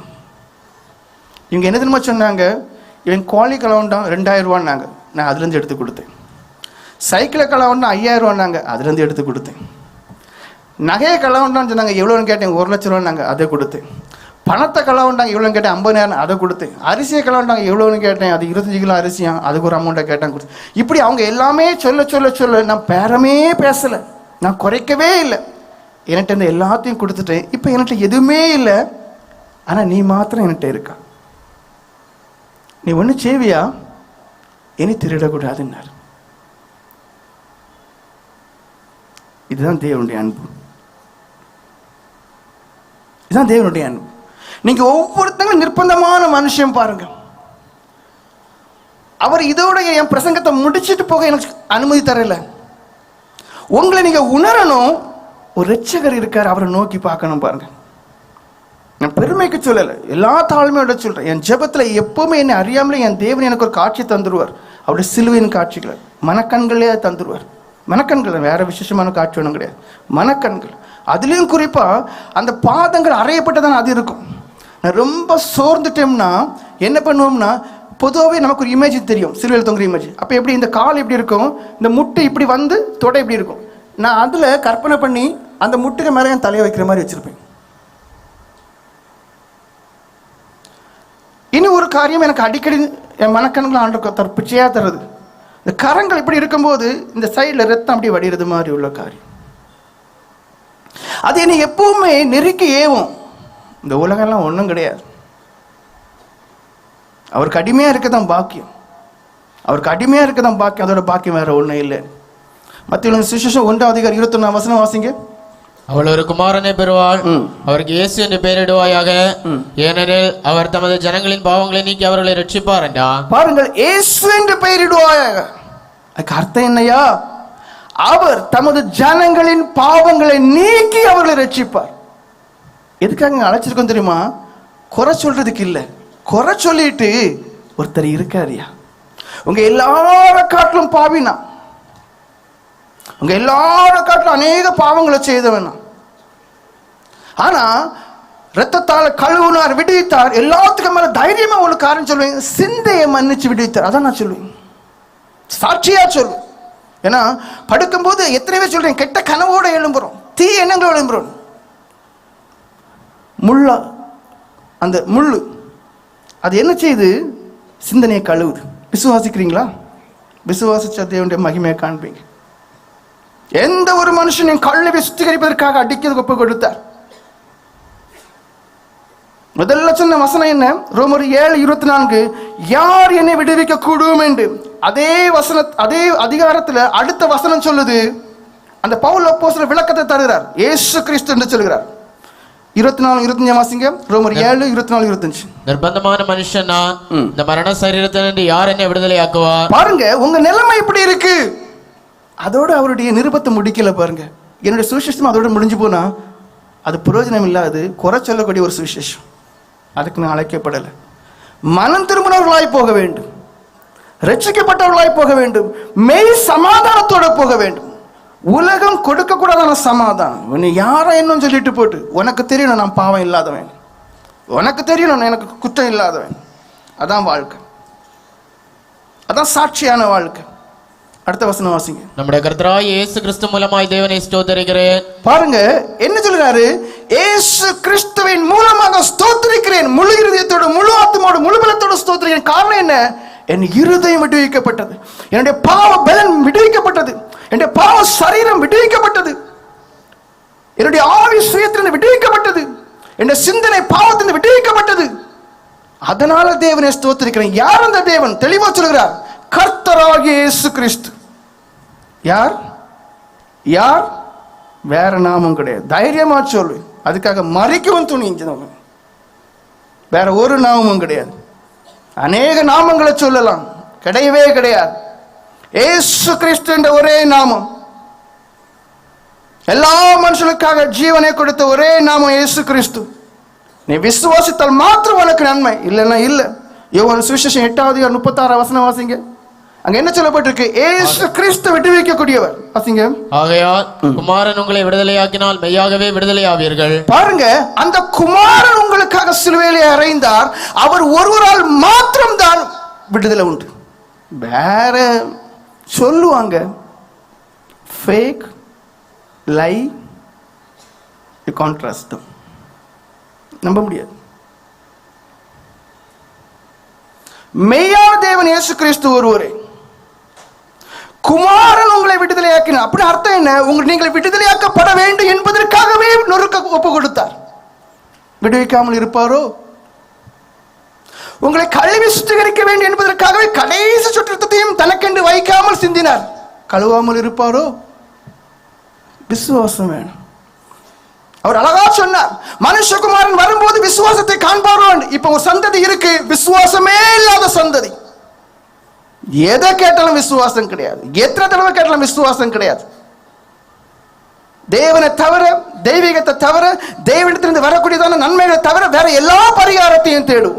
வேதம் சொல்லுது, குமாரன் உங்களை விடுதலையாக்கினார், அவர் விடுதலையாக்க சித்தமுடையவராயிருக்கிறார். விசுவாசிப்பீர்களேயானால் அதிக நிச்சயமான நன்மைகளை காண்பீர்கள். ஏசாயா தீர்க்கதரிசியின் புஸ்தகம் 53 அதிகாரம் 5 வசனம் வாசிங்க. நம்முடைய மீறுதல்களின் நிமித்தம் அவர் காயப்பட்டு, என்ன சொல்லப்பட்டிருக்கு? உங்களுடைய மீறுதல், உங்களை காட்டிலும் அதிக பாவம் செய்த என்னுடைய மீறுதல்கள், நம்முடைய மீறுதல்கள். தெரியும் மீறுதல் என்ன? டே புள்ள இதை செய்யாத, அதை தான் செய்வோம். பாவ சரீரம், மரண சரீரம், முடியலை, இதான் செய்ய துணியுது. நம்முடைய மீறுதல் நிமித்தம் அவர் காயப்பட்டு, காய நீங்க நினைக்கிற மாதிரி இல்லை. நான் அடிக்கடி கற்பனை பண்ணி பார்ப்பேன், நாய்கள் என்னை சூழ்ந்து கொண்டது என்று வேதம் சொல்லுகிறது. அப்படின்னு அர்த்தம் என்ன? அப்படின்னு அர்த்தம் என்ன? நாய் எப்படி, அதை பார்த்தீங்கன்னா தெரியும், அப்படி பல்ல கடிச்சிட்டு அப்படியே நாக்க நீட்டி போட்டு அப்படியே சிறஞ்சிட்டு அப்படியே இருக்கும். 10-50 நாய் கடிச்சுன்னா சரீரத்தில் ஒன்றும் மிச்சம் கிடைக்காது. ஏசபேல மேலேருந்து கீழே எகுந்தான் நினைக்கிறேன், கீழே தள்ளி போடுவோம். கீழே விழும்போது எலும்பு தான் மிச்சம், வேற ஒன்றும் மிச்சம் கிடையாது. நாய்கள் கடிச்சு இழுத்தது. நாய்களை காட்டிலும் கேவலமான முறையில், பயங்கர கொடூரமான தன்மையில் அங்கே என்ன பண்ணாங்க? இயேசு கிறிஸ்துவ கொடூரமாக அடிச்சாங்க. நாய்கள் என்ன சூழ்ந்து கொண்டது. அதனால தான் அந்த அடி மரண அடியாக இருந்ததுனால தான் சிலுவையில் தொங்கின கொஞ்சம் மணிக்கூர்லேயே ஆள் முடிஞ்சு போச்சு. பிளாத்துவே கேட்குறேன், இவ்வளோ சீக்கிரம் மறிச்சு போனாரன். மரண அடி கொடுக்கும்போது பின்ன யார் மிஞ்சுவோம்? இனி வாசிங்க அந்த வசனம் 53. நம்முடைய மீறுதல்களின் நிமித்தம் அவர் காயப்பட்டு. ஒவ்வொருடைய விசுவாசிங்கய்யா, நம்ம வந்திருக்கிறது எதுக்கு வந்திருக்கோம்? வீட்டில் நேரம் போகாதது இல்லை, புது மனுஷனாக போகிறது. நேரம் போக்குன்னா எலும்பிப்புமே போயிருங்க, தேவையே கிடையாது. ஒரே ஒரு நான் புது மனுஷன் ஆகணும். ஏன்னா தேவன் உங்களை விடுவிக்க சித்தமுடையவராக இருக்கிறார். என் மகனே, என் மகளே என்று குறிப்பிட சித்தமுடையவராக இருக்கிறார். பரிசுத்த ஜாதி. வேதம் தெளிவாக சொல்லுது, ஒரே இரத்தத்தினால் தோன்ற பண்ணினார். ஏன் ஆதாம் என்ற ஒரு இரத்தத்தினால் தோன்ற பண்ணினார்? பரிசுத்த ஜாதியை உருவாக்குவதற்காக. இப்ப எப்படிப்பட்ட ஜாதியா இருக்கு? தேவனை மாத்திரம் விட்டு விட்டு சாத்தானுக்கு இடம் கொடுத்து பாவத்துக்கு, எல்லா பாவமும் செய்யக்கூடியதான், துணிகர பாவம் செய்யக்கூடியதான், எல்லா பாவத்தை நாங்கள் விட்டு விட்டவர்களா இருக்கிறார்கள். வாசிங்க. நம்முடைய அக்கிரமங்கள் நிமித்தம், நம்முடைய அக்கிரமங்கள் நிமித்தம் அவர் நொறுக்கப்பட்டார், நமக்கு சமாதானத்தை உண்டு பண்ண மாக்கினை அவர் மேல் வந்தது, அவருடைய தழும்புகளால் குணமாகிறோம். பாருங்கள், அவர் நமக்கு சமாதானத்தை உண்டு பண்ண விரும்புறார். எல்லாமே இருக்குதியா, சமாதானம் இருக்கு. எவ்வளவு பெரிய பெரிய ஆட்கள் வந்திருக்கிறாங்க. சொல்லட்டு ஒரே ஒரு காரியம் தான், சமாதானம் இல்லை. இப்பவும் காரில் வந்துட்டு இருக்கும் போதும் தாஸ் பஸ் சில காரியங்களை பேசணும். அப்போ நாங்கள் கேண்டாவிலேருந்து ஒரு காரியத்துக்காண்டி என்னது வேற ஒன்றும் சொல்லிருக்கு இல்லை, காரியத்துக்கு ஒரு சொல்லிட்டு இருந்தாங்க. இப்போ சொன்னால் யார் என்ன புரிஞ்சுடுவீங்க, நான் இதோடு நிறுத்திடுறேன். அங்கேயும் நிம்மதி இல்லைன்னு வருது. எனக்கு சிலருக்கு சில காரியங்கள் தெரியும், நான் தான் ஓப்பனாக சொல்லவும் முடியாது.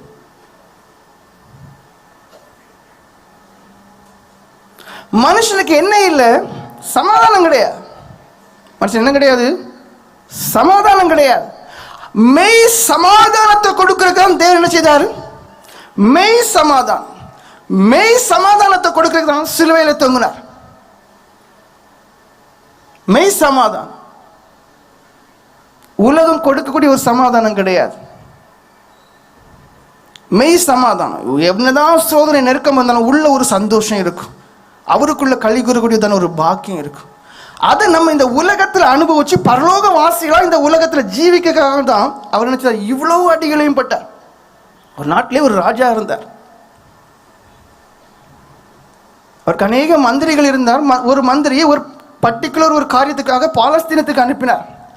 அங்கே போனதான அந்த மந்திரி கிறிஸ்துவை குறித்து கேள்விப்பட்டு, இந்த வசனங்களை குறித்து கேள்விப்பட்டு, ஐயோ எனக்காகவே வந்து இவ்வளோ பாடுபட்டாரே என்று சொல்லி அந்த யாத்திரையிலேயே இயேசுவை ஏற்றுக்கொண்டு கிறிஸ்தவராக திரும்பினார்.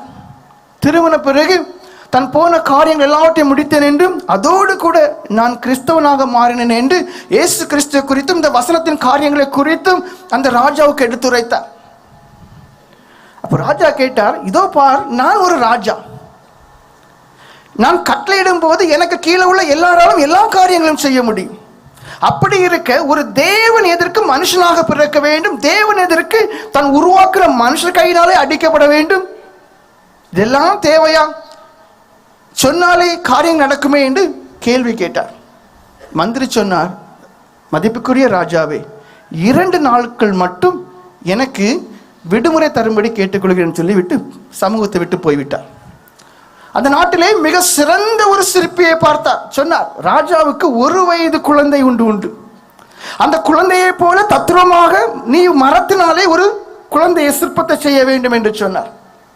நானும் ராஜாவும் எதர்ச்சியாக ஆற்றங்கரையிலே வரும்போது ராஜாவுடைய கண் பார்வையிலே இருந்து தெரியாமல் திடீரென்று கை நழுவி குழந்தை ஆற்றிலே விழுகிற விதமாய் நீ செய்ய வேண்டும் என்று சொல்லிவிட்டு வந்துவிட்டார்.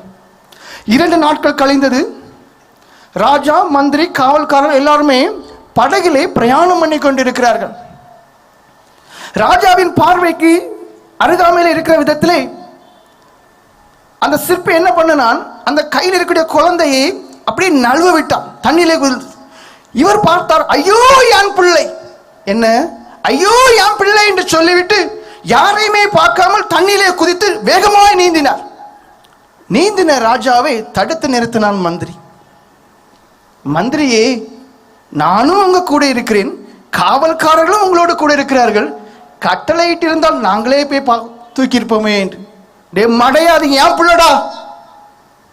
அப்போதான் அந்த மந்திரி சொன்னார், உலகத்தில் இருக்கக்கூடிய எல்லா ஜனங்களும் யாரா வாய தரங்க, தேவனுடைய அந்த மெய்யான தேவனுடைய பிள்ளைகள். சொந்த பிள்ளைங்க கெட்டு போகிறாங்க, இருதயம் கெட்டு போச்சு, கண்கள் கெட்டு போச்சு, வாய் கெட்டு போச்சு, சரீரம் முழுவதும் கெட்டு போச்சு, முழுமையாய் கெட்டு போனாங்க. அதை பார்க்கக்கூடியதான் அவரால் சகிக்க முடியல, தாமாகவே இந்த உலகத்தில் வெளிப்பட்டார் என்று சொன்னார். அல்லேலூயா ஸ்தோத்திரம், அல்லேலூயா ஸ்தோத்திரம். வழி தப்பி நான் தீர்ந்தேன், பாவ வழியதை சுமந்தலைந்தேன். வழி தப்பி நான் தீர்ந்தேன், பாவ வழியதை சுமந்தலைந்தேன். அவர் அன்பின் குரலே அழைத்தது என்னையே, அவர் அன்பின் குரலே அழைத்தது என்னையே. அந்த இன்ப நாளில் எந்த பாவம் நீங்கிச்சே, அந்த இந்த நாளில் எந்த பாவம் நீங்கிச்சே. சந்தோஷம் பொங்குதே, சந்தோஷம் பொங்குதே, சந்தோஷம் என்னை பொங்குதே. அல்லேலூயா, இயேசு என்னை ரட்சித்தார், என்றும் என்னை மாற்றினார். சந்தோஷம் பொங்கி பொங்குதே, சந்தோஷம் பொங்குதே, சந்தோஷம் பொங்குதே, சந்தோஷம் என்னை பொங்குதே. அல்லேலூயா, இயேசு என்னை ரட்சித்தார், என்றும் என்னை மாற்றினார். சந்தோஷம் பொங்கி பொங்குதே. சத்துரு சோதித்திட தேவ உத்தரவுடன் வருவார். சத்துரு சோதித்திட தேவ உத்தரவுடன் வருவார். ஆனால் இயேசு கைவிடார், தானாய் வந்து ரட்சிப்பார். ஆனால் இயேசு கைவிடார், தானாய் வந்து ரட்சிப்பார். அந்த நல்ல இயேசு எங்கள் சொந்தமானாரே, அந்த நல்ல இயேசு எங்கள் சொந்தமானாரே. சந்தோஷம் பொங்குதே, சந்தோஷம் பொங்குதே, சந்தோஷம் என்னை பொங்குதே. அல்லேலூயா, இயேசு என்னை ரட்சித்தார், என்றும் என்னை மாற்றினார். சந்தோஷம் பொங்கி பொங்குதே, சந்தோஷம் பொங்குதே, சந்தோஷம் பொங்குதே, சந்தோஷம் என்னை பொங்குதே. அல்லேலூயா, இயேசு என்னை ரட்சித்தார், என்றும் என்னை மாற்றினார். சந்தோஷம் பொங்கி பொங்குதே. பாவத்தில் ஜீவிப்பவர் பாதாளத்தில் அழிந்திடுவார். பாவத்தில் ஜீவிப்பவர் பாதாளத்தில் அழிந்திடுவார். நானும் பரலோகத்தில் நானும் பாடல் பாடுவேன், நானும் பரலோகத்தில் நானும் பாடல் பாடுவேன். எங்கள் வாழும் இயேசுவோடு என்று வாழுவேன், எங்கள் வாழும் இயேசுவோடு என்று வாழுவேன். சந்தோஷம் பொங்குதே, சந்தோஷம் பொங்குதே, சந்தோஷம் என்னை பொங்குதே. அல்லேலூயா, இயேசு என்னை ரட்சித்தார், மற்றும் என்னை மாற்றினார். சந்தோஷம் என்னை பொங்குதே, சந்தோஷம் பொங்குதே, சந்தோஷம் பொங்குதே, சந்தோஷம் என்னை பொங்குதே. அல்லேலூயா, இயேசு என்னை ரட்சித்தார், மற்றும் என்னை மாற்றினார், சந்தோஷம் பொங்கி பொங்குதே.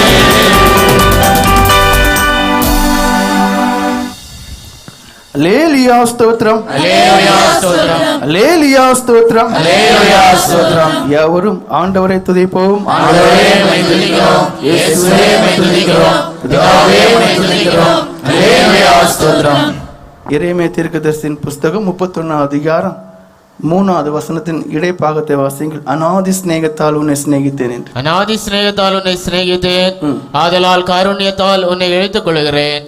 ராஜாவால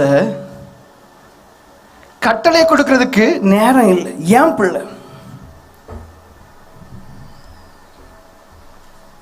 தண்ணியில டக்குன்னு குதிச்சிட்டார்.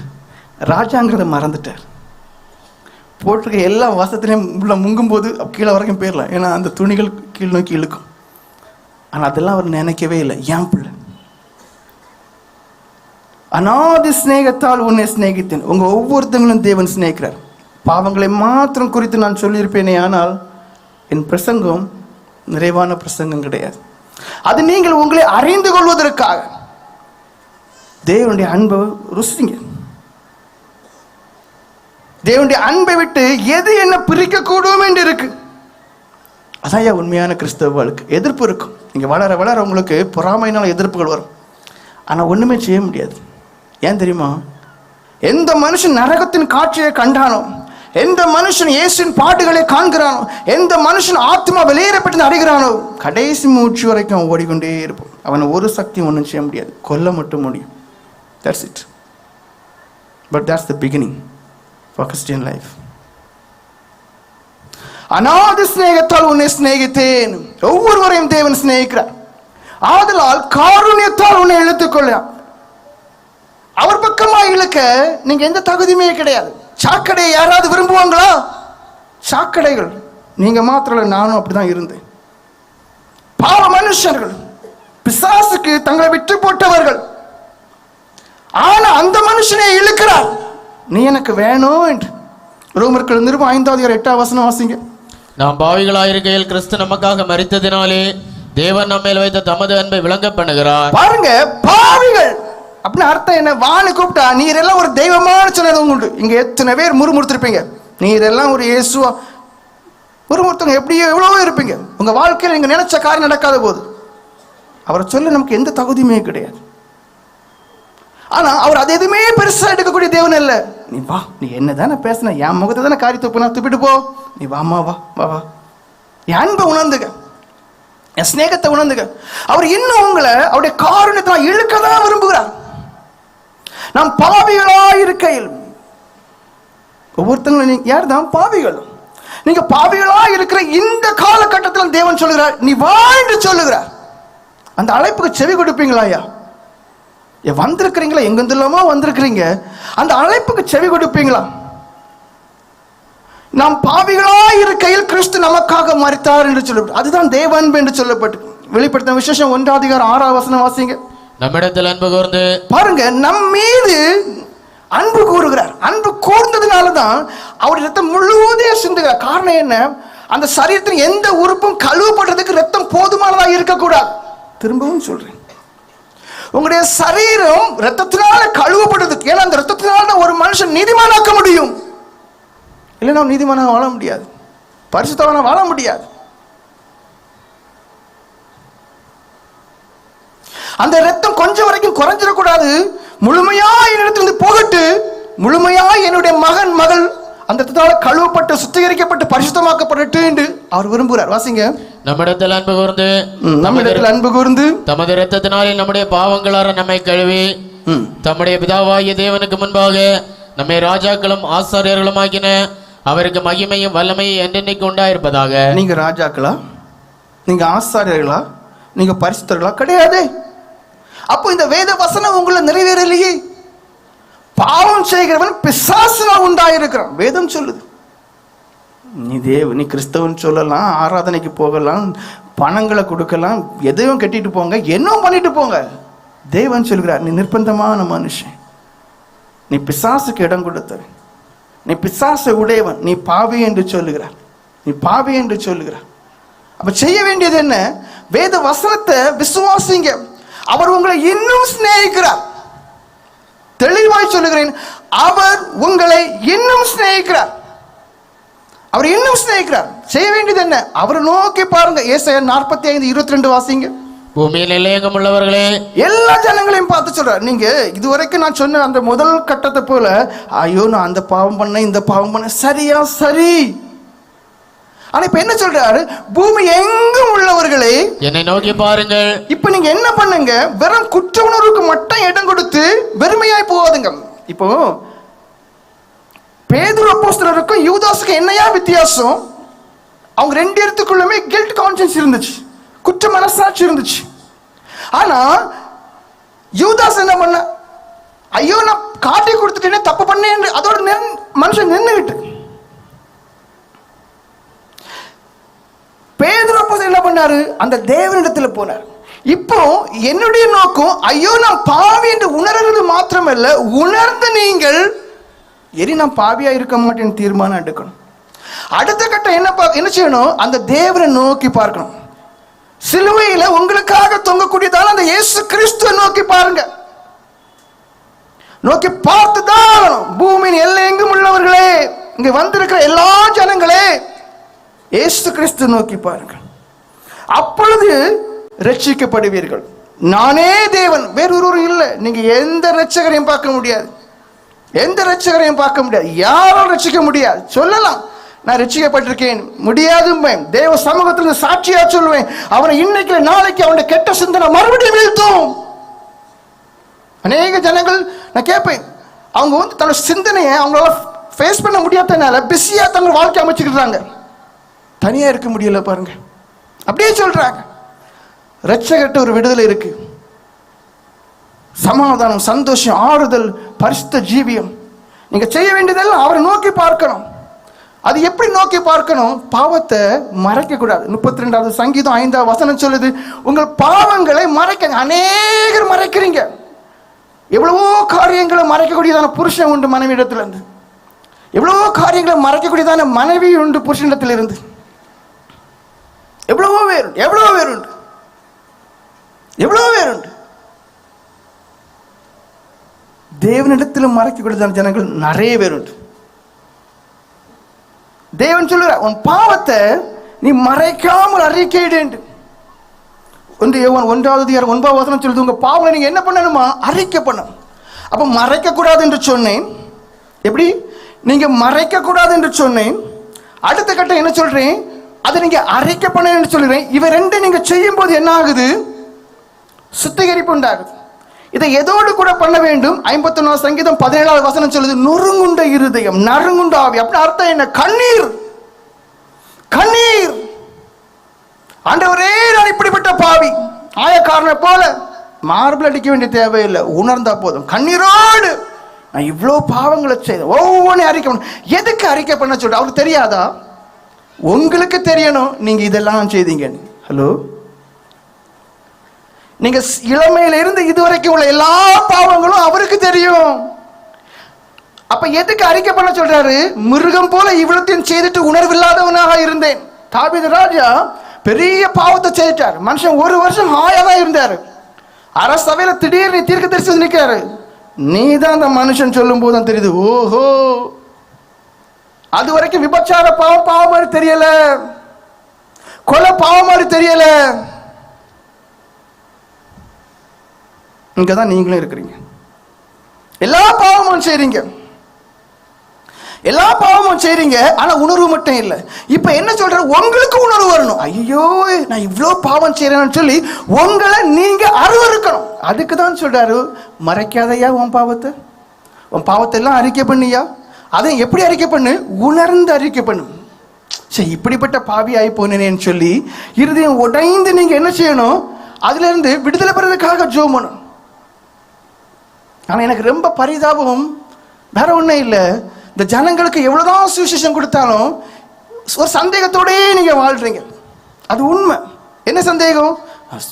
சுவிசேஷம் கேட்கிறோம், அநேகருடைய சாட்சிகளை குறித்து சொல்றீங்க, எல்லாமே சரிதான். ஆனா என் பாவம் என்கிட்ட இருந்து மன்னிக்கப்படுமா? எனக்கு இந்த பாவத்தின் விடுதலை கிடைக்குமாங்க? சந்தோஷத்தோடே இருக்கிறீங்க, சந்தேகத்தோடே இருக்கிறீங்க. மன எண்ணம் தான் காரணம் ஐயா. உங்க மன எண்ணம் தான் காரணம். உங்க மனசுல எப்படிப்பட்ட எண்ணம் இருக்கு? எனக்கு விடுதலையே கிடைக்காது. உங்க மனசுல எப்படிப்பட்ட எண்ணம் இருக்கு? ஐயா நீங்க பிரசங்கம் பண்றீங்க, கேட்குறோம், புரிஞ்சுக்கிட்டுறோம், வசனத்தை தான் சொல்றீங்க, புரிஞ்சிட முடியுது. ஆனா என்ன எங்கிட்ட இருக்கு? எனக்கு விடுதலையே கிடைக்காத ஒரு எண்ணம். ஒரு எடுத்துக்காட்டு சொல்றேன். யானை குட்டி விடும்போது, அந்த சின்ன குட்டி யானை ஒரு 200 கிலோ இருக்குன்னு நினைக்கிறீங்களா? 200 கிலோ இருக்கும்போது காலில் சங்கிலி போட்டுருவாங்க. இந்த யானை வாடி சாடி திரிவிடி பிராயமாகும். அது காலில் சங்கிலி போட்ட உடனே அது ஒரு 1000 தடவை வெட்டி இழுத்து பார்க்கும். அந்த சங்கிலி அத்து போகவே செய்யாது. அந்த யானை வளர்ந்து 6000 கிலோ ஆன பிறகு அந்த சங்கிலி கட்டுப்பட்டு தான் இருக்கு. காரணம் என்ன தெரியுமா? அதுக்கு என்ன வந்து போகும் தெரியுமா? இந்த சங்கிலிருந்து என்னால விடுவிக்கப்பட முடியாது. ஆனா அந்த காலை இப்படி வச்சு லைட்டா தெண்டுச்சுன்னா அந்த சங்கிலி பொட்டி போகும். அது 6000 கிலோ ஆகும்போது. ஆனா மன எண்ணம் எப்படிப்பட்ட எண்ணம் இருக்கு? இனி இந்த சங்கிலிருந்து எனக்கு விடுதலை பெற முடியும். நீங்க அதே நிலைமை தான். வேதம் சொல்லுது, என்னை நோக்கி பாருங்கள் ரட்சிக்கப்படுவீர்கள், இயேசுவாகிய நானே தேவன், வேற தேவன் இல்லை என்று சொல்லப்பட்டிருக்கு. நீங்க அதோட கூட எதை சுமந்து திரிறீங்க? சந்தேகங்கிறதான சாத்தானுடைய வகையை சுமந்து திரிறீங்க. அவிசுவாசங்கிறதான சாத்தானுடைய வகையை நீங்க சுமந்து திரிறீங்க.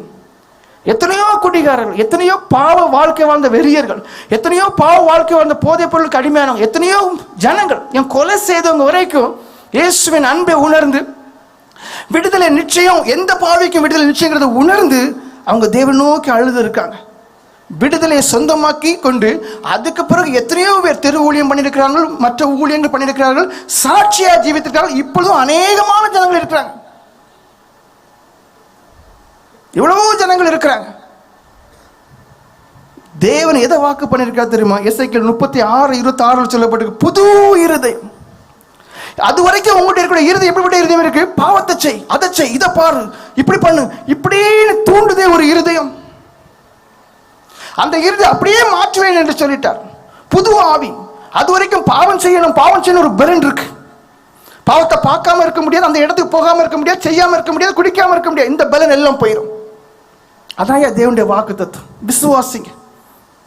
தாழ்மையோட சொல்றேன், விசுவாசிங்க. அவிசுவாசங்கிறது வேதம் சொல்றது பொல்லாத இருதயம். நீ அந்த அவிசுவாசத்தை இடம் கொடுக்காதுங்க. அவர் இந்த நேரத்தில் உங்களை விடுவிக்க ரட்சிக்க விரும்புறார். 2 கொரிந்தியர் 5:17 வாசிங்க. இப்படி இருக்க ஒருவன் கிறிஸ்துவுக்குள் இருந்தால் புது சிருஷ்டியா இருக்கிறான், பழையவைகள் ஒழிந்து போயின, எல்லாம் புதிதாயின. பாருங்க, உங்களை அப்படியே புது மனுஷனா மாற்றிடுவார். விசுவாசிங்க. உங்களை அப்படியே புது மனுஷனாய் மாற்றிடுவார். உங்களை அப்படியே அப்படியே அப்படியே புது மனுஷனாய் மாற்றிடுவார். சந்தேகத்துக்கு இடம் கொடுக்காரு. அநேகருக்குள்ள என்ன இருக்கு? என் பாவங்களை மன்னிக்கப்படுமோ? நான் பெரும் பாவி. தனக்குத்தானே தீர்மானம் பண்ணிக்கொள்கிறார், என் பாவம் மன்னிக்கப்படவே செய்யாது. தயவு செய்து சொல்ற, உங்க தலையில மண்ணளி போடாதுங்க. தயவு செய்து சொல்ற, உங்க தலையில மண்ணளி போடாதுங்க. ஏன்னா நரகங்கிறது நித்திய காலம் என்று ஒரு பொம்பளை வந்துச்சு சந்திப்பு நாளில். என்ன சொல்லுச்சுன்னா, என் புருஷன் இல்லை அப்படின்னு சொல்லிச்சு. இப்போ நான் எப்படிமா இறந்துச்சுன்னா கேன்சர்ல சொல்லிட்டு அந்த பொம்பளையே சொல்லுது, கேன்சருடைய வலி தாங்க முடியாமல் ஹாஸ்பிட்டலில் இருக்கும்போது நான் அவர் நல்லா கவனிச்சேங்க. நான் கவனிச்சுக்கோ, நானும் நல்லா சீனிச்சு அப்படியே தரையில் படுத்திருக்கும் போது எனக்கு சுடிதாரில் இந்த சால்வை எடுத்து அந்த மனுஷன் டக்குன்னு மேலே தொங்கி போட்டு என் கண்ணு முன்னாடி தொங்கிட்டாரு. ஆனால் நான் தூக்கத்தில் தெரியலை. முழிச்சு பார்க்கும்போது என் கண்ணு முன்னாடி என் சால்விலே அந்த மனுஷன் தொங்குறாரு. காரணம் அடிக்கடி சொல்லுவார், வலி தாங்க முடியல. நான் சொல்ற சுவிசேஷத்தை கொஞ்சம் கருத்தா கேளுங்க. ஏன்னா ஒரு சாதாரண கேன்சர் வேதியை உங்களால சகிக்க முடியல. நரகம் 1 வருஷம் இல்லை, 2 வருஷம் இல்லை, 1000 வருஷம் இல்லை, 2000 வருஷம் இல்லை, பில்லியன்ஸ் ட்ரில்லியன்ஸ் இயர்ஸ் இல்லை. It goes on and on and on. It goes on endless. போயிட்டே இருக்கும். அந்த வலி எப்படி இருக்கும் யோசித்து பாருங்க. புகைக்குள்ள இருக்கிறீங்க, கந்தக புகைக்குள்ள, தீக்குள்ள இருக்கிறீங்க. உங்களுக்கு கொஞ்சமும் பிடிக்காத அருவருப்பான புழுக்கள் உங்க சரீரத்தையே துளைக்கும். எப்படி இருக்குன்னு யோசித்து பாருங்கய்யா. கொஞ்சம் யோசித்து பாருங்க. உங்க புழுக்கள் சாகாதுன்னு இருக்கு அப்படின்னு அர்த்தம் என்ன? வாங்கி இப்படி ஒரு அடி அடிச்சா செத்துருன்னு பார்ப்பீங்க, இன்னொரு இடத்துல புழு வந்துட்டு இருக்கும். நான் அடிக்கடி என்னைய சோச்சு பார்ப்பேன், என்னுடைய பொறுமையை. ஏதாவது கடிக்கும் போது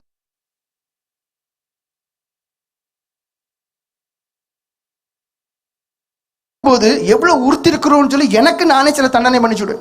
அப்படி பண்ணும்போது அந்த ஊரில் வரும்போது கொஞ்ச நேரம் அந்த ஊசி கடிச்ச மாதிரி இருக்கும். கடிச்சு முடிச்சு பார்ப்பேன், பெற முடியாது. பிறகுன்னு தேய்ச்சாதான் என்ன செய்யும்? கொசுக்க நான் சொல்ல உங்களுக்கு புரியுதா? என்னோட பரிதாபமான நிலைமை சொல்றேன். ஒரு கொசு கடிக்குதியா, பொறுத்து பார்ப்பேன். இந்த மடைன்னு சொல்றதை கேளுங்க, உண்மையாக சொல்றேன்.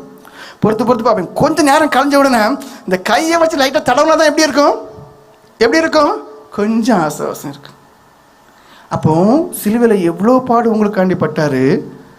நீங்க அதுக்கு செவி கொடுக்காம அதுக்கு விசுவாசிக்காம இருப்பீர்களே, ஆனா நரகத்தில் எவ்வளோ கஷ்டப்படுவீங்கன்னு பாருங்க. அவர் மன்னிக்கிற தேவன். மத்திய சுவிசேஷம் 18:22 அவர் சொல்றாரு, மனுஷனை பார்த்து சொல்றாரு, உனக்கு விரோதமா ஒருத்தன் தப்பு பண்ணனானா அவன் மன்னிப்பு கேட்பானே. திரும்ப வந்து மன்னிப்பு கேட்டாலும் என்ன சொல்றாரு? நீ மன்னிப்பு கொடுன்னு சொல்றாரு. வாசிங்க.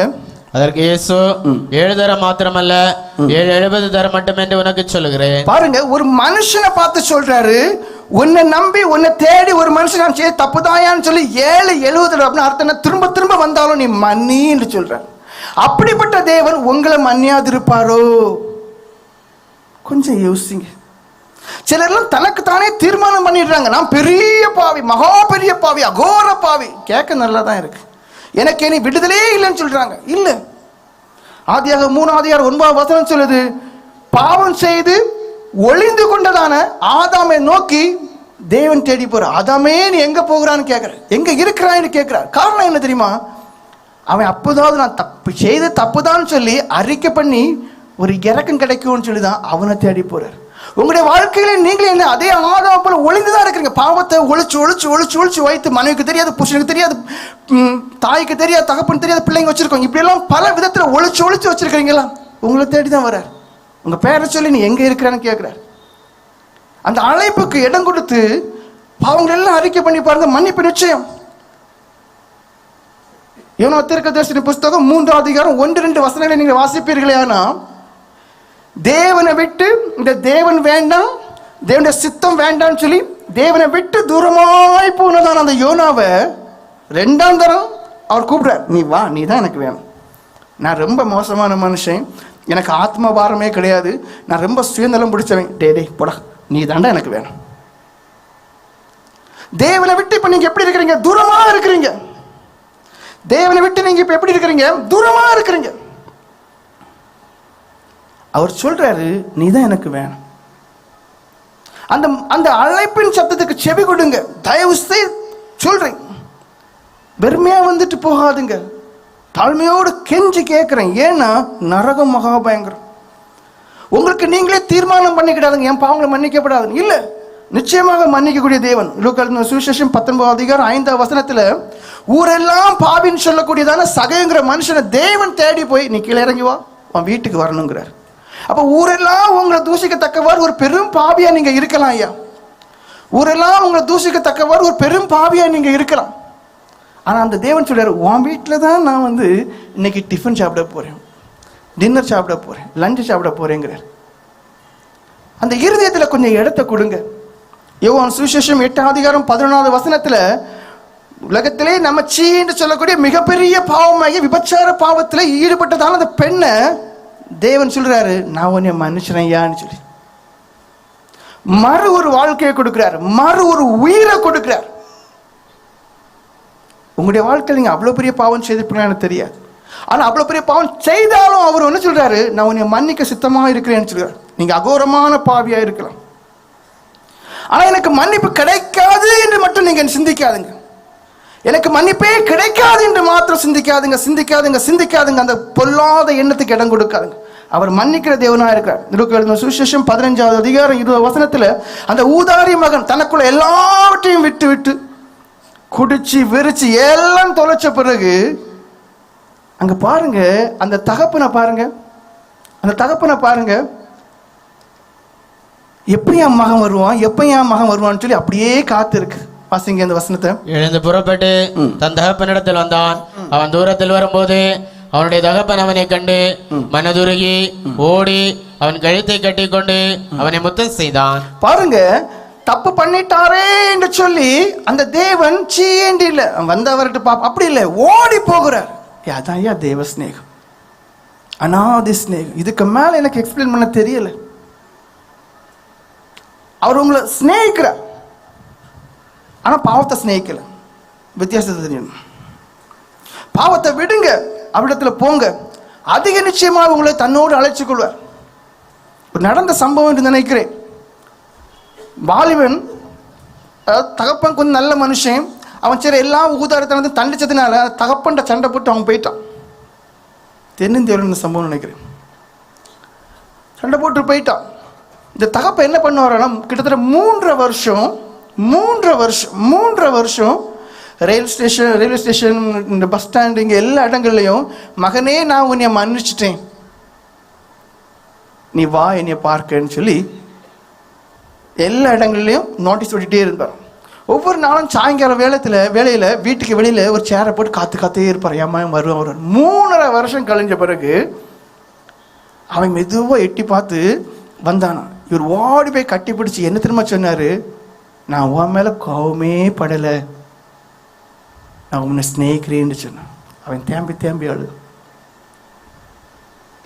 ஒரு சாதாரண தகப்பனால 3 வருஷம் காத்திருந்து அந்த மகனுடைய காதுல நான் கோவப்படலை, நான் உன்னை என்ன ஸ்நேகிக்கிறேன்னு சொல்லும் போது அந்த பரம தகப்பன் உங்களை ஸ்நேகிக்கிறார். பாவத்தை இல்லை. குறுக்கு புத்தியா யோசிக்காதுங்க. அப்ப இன்னும் பாவம் செய்யும் பிறகு பார்க்கலான்னு, நடக்காத காரியம். இந்த நாள் நீங்க என்ன செய்யணும், அவருடைய அழைப்பின் சத்தத்திற்கு செவி கொடுக்கணும். வெளிப்படுத்தின விசேஷம் 3:20 வாசிங்க. வெளிப்படுத்தின விசேஷம் 3:20. இதோ வாசற்படியிலே நின்று தட்டுகிறேன். பாருங்க, இவ்வளவு சுவிசேஷம் எதுக்கு தெரியுமா? உங்க இருதயம் கட்டியாகி போச்சு, கடினமாகி போச்சு. அந்த இருதயத்தை அவர் தட்டுறார். அந்த இருதயத்தை அவர் என்ன செய்ய தெரியுமா, அப்படியே தட்டுறார், கொஞ்சம் கொஞ்சமா மென்மையாக்குறார். அந்த இருதயத்தை கொஞ்சம் கொஞ்சமா அவர் மென்மையாக்குறார். நான் பாரு, அந்த இருதயத்தை திறந்து எனக்கு இடம் தருவாயான்னு கேட்கிறேன். வாசிங்க. இதோ வாசற்படியில் நின்று தட்டுகிறேன்.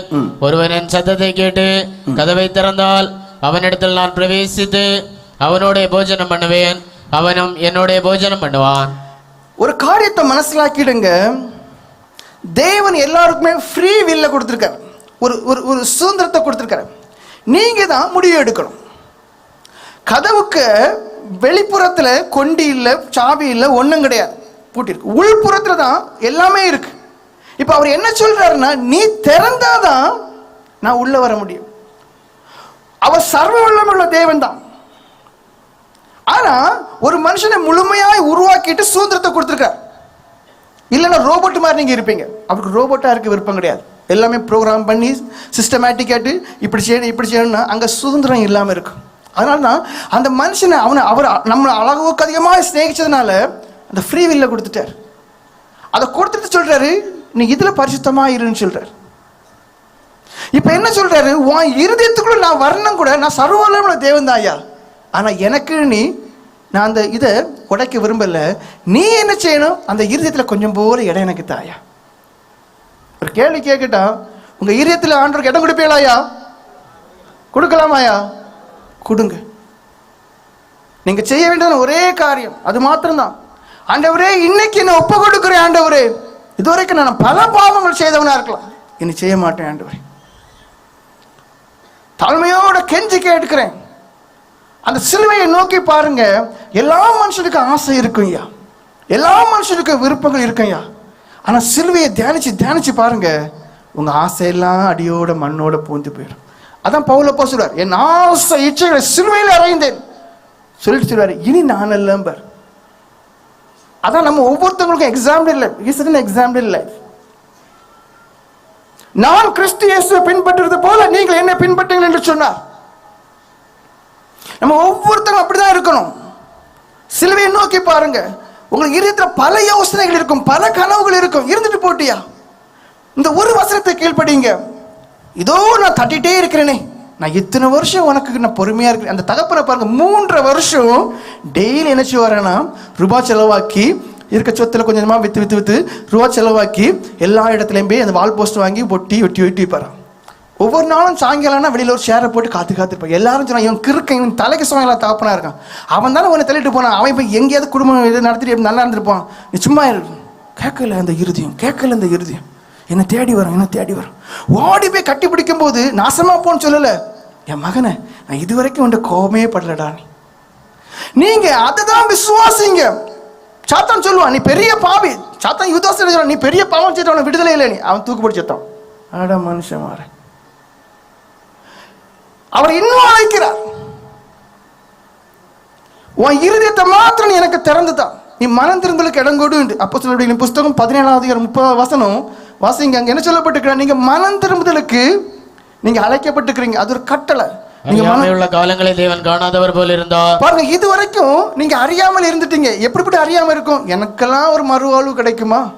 என் பாவெல்லாம் மன்னிக்கப்படுமா?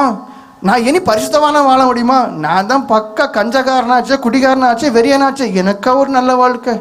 ஆனா அந்த ஆண்டவர் சொல்றாரு பாருங்க, இதெல்லாம் அறியாம என் காலம். சத்தியத்தை அறியல. நீங்க சத்தியத்தை அறிவீர்கள், சத்தியம் உங்களை விடுதலையாக்க வேண்டும் இருக்கு. இன்னைக்கு நீங்க கேட்டது அவ்வளவுமே சத்தியம் தான். என் சொந்த கதை கிடையாது. வேதத்தை எடுத்து நான் ஒவ்வொரு வசனமும் சொல்லி தான் நான் சொல்லிட்டே இருந்தேன். ஏன்னா சத்தியத்தில் ஜீவன் இருக்கு. நீங்கள் இப்போ உங்கள் ஆத்மா நஷ்டப்பட்டு ஜீவனற்றவராக இருக்குங்க. இப்போ நீங்கள் ஒரு நடப்பணம் தான். நடப்பணம்னா தெரியுங்களா? ஏதோ நடக்கிறத கான்ஸ்டிபேட்டட் பீப்புள்பாங்க, மலச்சிக்கல் உள்ள மனுஷன். அந்த மலச்சிக்கல் உள்ள மனுஷனை பார்த்தீங்கன்னா ஹி கான்ட் ஸ்மைல் ஹாப்பிலி. நல்லா சிரிக்கலாம் முடியாது. எப்படின்னா எப்போ ஒரு சிக்கல் இருக்கிறதுனால அவன் எப்படி நினைப்பானா, அப்படியே தான் போகும். உங்களுடைய வாழ்க்கையை நீங்கள் பாருங்க, பாவத்துக்கு அடிமையாக இருக்கிற வரைக்கும் நிம்மதியான ஒரு வாழ்க்கை இருக்காது. இப்ப சத்தியம் உங்களுக்கு அறிவிக்கப்படுது. சத்தியம் என்ன சொல்லுதுன்னா, நீங்க விடுதலையாக்கப்படுவீர்கள் இருக்கு. பாவத்துக்கு தான் இப்ப அடிமையா இருக்கிறீங்க. நீங்க பாவத்துக்கு அடிமையா இருக்கிறீங்க. அவர் உங்களை பார்த்து சொல்ற, இனி மனம் திரும்பி வாசிங்க. அறியாமையுள்ள காலங்களை தேவன் காணாதவர் போல இருந்தார். இப்பொழுதோ மனம் திரும்ப வேண்டும் என்று எங்குமுள்ள மனுஷர் எல்லாருக்கும் கட்டளை எடுக்கிறார். நான் இல்ல, தேவனுடைய வார்த்தை இப்ப உங்களை பார்த்து சொல்லுது. அவர் கட்டளை எடுக்கிறார், நீ மனம் திரும்ப. ஏன் மனம் திரும்பலாமாயா? பசிக்குதோ? ஏன் மனம் திரும்பலாமா? மனம் திரும்புங்க. ஒரே ஒரு வசனத்தை மாத்திரம் சொல்லி முடிச்சு 2 கொரிந்தியர் 6:2 வாசிங்க. அனுக்கிரக காலத்திலே நான் உனக்கு செவி கொடுத்து இரட்சணிய நாளிலே உனக்கு உதவி செய்தேன் என்று சொல்லி இருக்கிறாரே. இதோ இப்பொழுதே அனுக்கிரக காலம், இப்பொழுதே இரட்சணிய நாள். பாருங்க, என்னைக்கு எனக்கு விடுதலை கிடைக்கும் நீங்க கேட்காதுங்க. இன்னைக்கு விடுதலை கிடைக்கும். திரும்பவும் சொல்றேன், என்னைக்கு எனக்கு விடுதலை கிடைக்கும்? இன்னைக்கு விடுதலை கிடைக்கும். தேவையானது திறந்த இருதயம், தேவையானது தன் தப்புகளை ஒத்துக்கொள்ளக்கூடியதான அந்த இருதயம், தேவையானது பாவரிக்க, தேவையானது விசுவாசம், தேவையானது ஆண்டவரே என்ன நான் உமக்கு முன்பாக சரணடைகிறேன், எனக்கு இறங்கி ஒரு வாழ்க்கைத்தார். ஆயக்காரை ஜெபித்துக்கிட்டு 4 நாள் கழிச்சு எனக்கு விடுதலை கிடைக்குன்னு சொல்லல. அவன் ஜெபித்தான். ஜெபித்து முடிக்கிறதுக்கு முன்பாகவே இயேசு கிறிஸ்து சொன்னார், இவன் நீதிமானாக போனான் என்று.